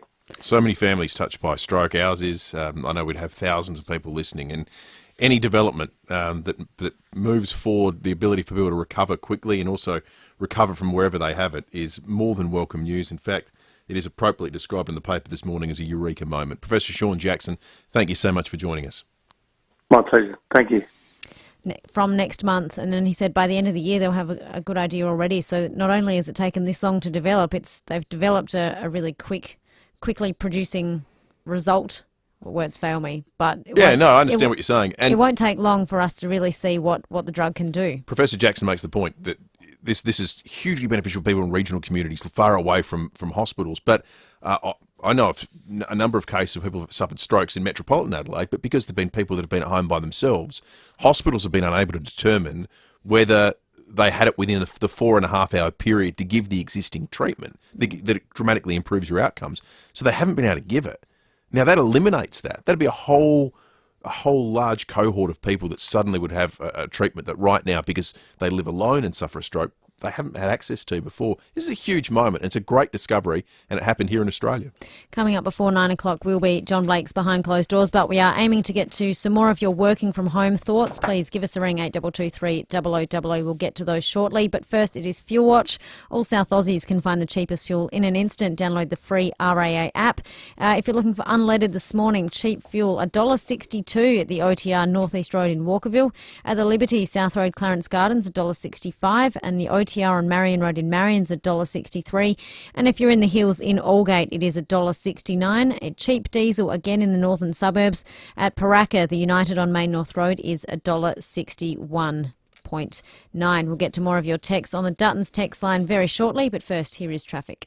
Adelaide's Bay, residual delays from nearly a crash on Fletcher Road at Jetty Road. Royal Park, traffic lights out there. Old Port Road near Tapley's Hill Road. And Adelaide Airport Burst Watermates at Thunderbirds Drive opposite the Golf Club. Speeds at 40 with the lane closed. Busy South Road at Theberton, also Marion Road at Cross Road. And look out for a camera, Martins Road at Parafield Gardens. A massive $1 billion could be yours with the USA Power Lotto. Hurry, draw closes in less than an hour. Grab your tickets now at lotteryoffice.com.au. Adelaide's most accurate traffic on 5AA. Grab your favourite flavoured choc top and some popcorn and settle in for a day of fun and adventure on the big screen at Wallace. Travel the Spider-Verse with Miles Morales and get in your element with Wade and Ember. Help Vincent the Cat protect a masterpiece and watch Optimus Prime and the Autobots face their biggest challenge yet. With so much to see, your school holiday entertainment is covered. It's school holiday time at Wallace Mitcham, Mount Barker, Noarlunga and the Piccadilly. South Australia's home of big screen magic and entertainment. Book now at wallace.com.au. Some builders think a sloping block has limitations. When Beechwood Homes look at a sloping block, they think, the possibilities. Beechwood Homes know how to make the most of a sloping block. In fact, they specialise in them. Beechwood will design a home that works with the land you have, taking full advantage of every square metre. So if you're looking at a sloping block, go for it. Beechwood has your back. Life's good. It's even better in a Beechwood home. Google Beechwood Adelaide. Gentlemen, is the urge to pee all the time getting in the way of your everyday life? Caruso's Pee Less to the rescue. Caruso's Pee Less is a unique herbal formula that relieves urinary frequency and helps support healthy bladder and prostate function. So, if you'd like to pee less, try Caruso's Pee Less today. Caruso's Pee Less is made in Australia and comes with a money-back guarantee. Available from leading pharmacies and health stores. Always read the label and follow the directions for use. For nearly 40 years, no one has done certified used cars quite like Steinborner Automotive, with dedicated yards including SA's best range of commercials loaded and ready to go, including SA's only dedicated small car and SUV centre, and SA's only large SUV and 4x4 centre suited for any lifestyle. Steinborner still also has the best range of Commodores from ZBs to the collectibles. View all late model used vehicles at steinborner.com.au. Steinborner Automotive. It's well worth the trip. 5AA Breakfast, Will Goodings and Lucy Loken. The Cherry Motor 5, state-of-the-art driving from 33k drive away with immediate delivery. Visit Cherry Glen Osmond. Behind closed doors. Coming up shortly then after 9 o'clock, it is Graham Goodings with the morning show. But let's get to some of your calls about working from home. Andrew in St Clair, good morning. Good morning, guys. How are you going? You had Bruce Gittay on before, and he was talking about the effect on businesses and so on in the city if this was too wide, and particularly the state public servants. Yep. I think one thing that people haven't taken into account, and usually this affects the workers and so on as well, the single biggest investors in CBD, major CBD real estate, are superannuation funds. Yeah. So when it comes time for everyone to retire, you may not have enough. And the whole reason this has actually occurred is an enterprise bargaining negotiation between the Commonwealth public sector and the respective unions. The union has asked for a lot of money, and this is the government's way of saying, no, we can't give you a lot of money, but we can give you this instead. Yep. Yeah, it's the trade-off. It's a trade-off that might set a precedent for public servants around the country with their state negotiations as well. But your point about superannuation funds, Andrews, is a hugely important one that we haven't mentioned to this point in time. There's a huge amount of investment tied up in big buildings and future building projects and whatnot. The decline in their value is a decline in everyone's retirement fund as well. Thank you. Let's go to Michael. Morning, Michael. Morning. How are you? Good, mate. With the working from home, I mean, everybody's trying to set a precedent they can do what they want, work from home. But most people are just telling their boss that basically if I can work from home, the boss is going to realise, well, someone in Singapore or Vietnam or anywhere else can do your job as well. And you've got to consider that. Yeah. And it's probably a lot cheaper for them to outsource to someone overseas than if you're going to do your job from home, you're working remotely, and that's the same thing. Yeah, and you know, it's the topic du jour, but I reckon if you don't need to interact with any other human being and you're just typing into a laptop, there's someone somewhere thinking an AI might be able to do that job as well. Now, that's not all jobs, and a lot of people, we've had so many texts from people saying, I work from home and it's great and productive and so forth. And this, the reality is, it's going to work for some people, it's not going to work for other people. But yeah, you don't want to hasten your obsolescence in the workplace, that's for sure. Thank you, Michael. Doug in Prospect, good morning. Yes, good morning, Will. How are you? Good, mate.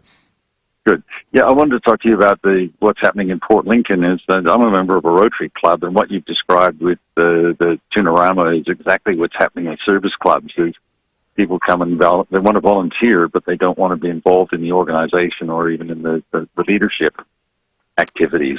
And we know that we've missed probably a generation and a half that have just dropped away. So that's interesting, though, Doug. So you're saying that it's not as though people don't have the time because they want to volunteer. It's the specific roles that they're not interested in anymore. Yeah, it seems that to make a commitment to actually be involved in the organization is something that a lot of younger people particularly say, look, we're happy to come and help, but we haven't got time to be involved in the organization. I think what you've described with the Tunarama is exactly what's happening in lots of organizations around Australia. So what does that mean for you guys at Alliance Club?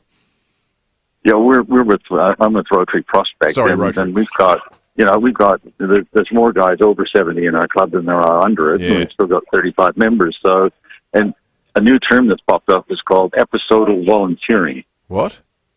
Episodal volunteering. What does that mean? People they'll come along and help, and they may come back and help again, but they don't want to be involved in anything to do with it. They're happy to lend a hand.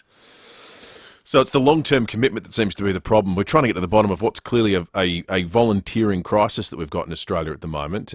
Lots of people from various organisations, sporting clubs to social groups, Rotary, Lions Club and so forth, having their say today. There does seem to be an issue. The diagnosis of it is complicated, but universally people are saying that there's no generation of retirees coming through with either the time or inclination to fill a lot of these roles. Gavin in Gawler, good morning. Good morning, Will.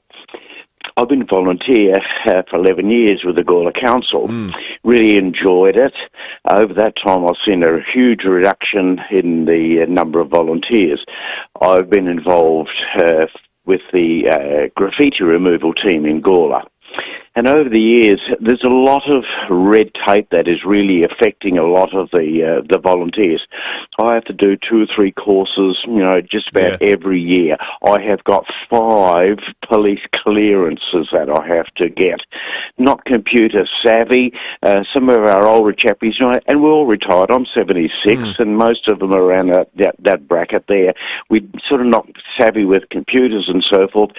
All we want to do is go to the volunteer station, do our work for 2 or 3 hours and go home. We don't want to be sitting down behind computers, doing courses, going to Adelaide to do some courses, sitting 3 hours in a course in a classroom and so forth from there. People say, no, we don't want to be involved in that. Just let us go and do our job and go home. We've seen a huge reduction in the Gawler people, the volunteers. All the old elderly people, our visitors centres, all the other programs in Gawler, which have been really supported by volunteers, has probably almost nearly halved in the time that I've been when I started 11 years ago. It's a great call, Gavin, and a previously unmade point. Technology is a barrier because the people setting up the environments that people might be in volunteering in, like a local government, might be all digital natives and savvy with technology. I think that's a really important point because the pace of change in that area is greater than absolutely anywhere. So you combine all these things, technology, the red tape. Is it still fun to volunteer? A lot of people saying, well, they took the fun out of it by making you jump through so many hoops. People having pressures with looking after grandchildren and babysitting and so forth, and that taking their time. The sum of all these things, and no one of them is clearly an environment where volunteers are in short order. I just wonder how you fix it. Maybe that's tomorrow's subject, Lucy. Thank you for all your texts on the Duttons text line this morning. We really appreciate all your thoughts on working from home and volunteering. The Duttons text line, of course, Volkswagen Tiguan and Allspace, the 7-seater that's perfect for weekends away, camping trips and the crazy Saturday sports rush. Just one I did want to read out before we round up. I was part of the Annesley College solar car team in the late 90s, early 2000s. As an all-girls solar car team, we were certainly an outlier to a male-dominated event. I have fond memories of being in the 2000 Olympic torch relay in the Adelaide Hills with our car EOS. We also had a theme song. Thank you, Jess. Superb. You can catch more about the history of the Australian Solar Car Challenges on Sunday night's Flashback with Michael Smith on Channel 7 News. But for now, it is time to go behind closed doors. Aussie Fast Transport Solutions, Interstate Freight Distribution, Warehousing and Local Adelaide Couriers. Call Aussie Fast on 13 13 64. And when we get behind closed 5AA Breakfast with Tom Wren and Lucy Loken. And here we are yet again, and great to start off with a bit of Pointer Sisters there. No, I'm pretty sure that's ABBA, Lucy. Right, well, Tom Wren is with me once again while David and Will are enjoying their break. How are you, Tommy? Yeah, I'm really well, Lucy, and a bit bleary-eyed from watching the cricket. Oh, yes. And what about the British Prime Minister, Rishi Sunak, coming out and saying that the dismissal of Johnny Bairstow wasn't quite in the spirit of the game? Oh, yes. I'm not sure it's for Prime Ministers to be saying that sort of thing. Well, you'll like this, Tommy. On the LBC breakfast radio show in the UK, one of the male hosts, his name is Nick Ferrari, they were chatting about Rishi Sunak's comments, and here is Rick Ferrari trying to do an Australian accent. Should the Australian captain have said, hey, hold on, no, I don't want him to go in that way? No. What was that? No, I don't want him to go. I mean, what was that? Do they really think we sound like that? What accent was that? That's right. Everybody knows what an Australian accent should sound like, and that wasn't it. No, they should listen to us, Lucy. That's right. Then they'd be totally confused. That's right. So he's just done an Australian accent on a national radio show in the UK, and now they'll think we all sound like that. Yeah, that's right. Instead of like this. Yeah, spot on, Lucy. It's not right. No.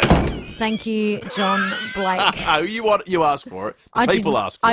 I did not ask for it. I think you asked for it. I've had 4 days of straight. Anyway, we'll move on. We will be back tomorrow morning from 6 at the Central Markets tomorrow. Will, you and I will be down there broadcasting with Sam. Come along to the Central Markets if you'd like to grab a French-themed brekkie or a coffee.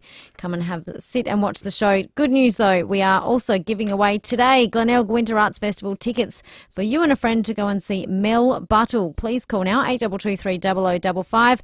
Glenelg Winter Arts Festival on at Collie Reserve from July 6 to 23. Jump on the website glenelgwinterfestival.com. Will, I will see you down the markets tomorrow morning. Looking forward to it. I hope to see a whole stack of listeners there too. It's going to be a real fun day. We'll catch you there from 6. If you thought it was tricky to source a great deal on a new Volkswagen, think again. Mawson Lake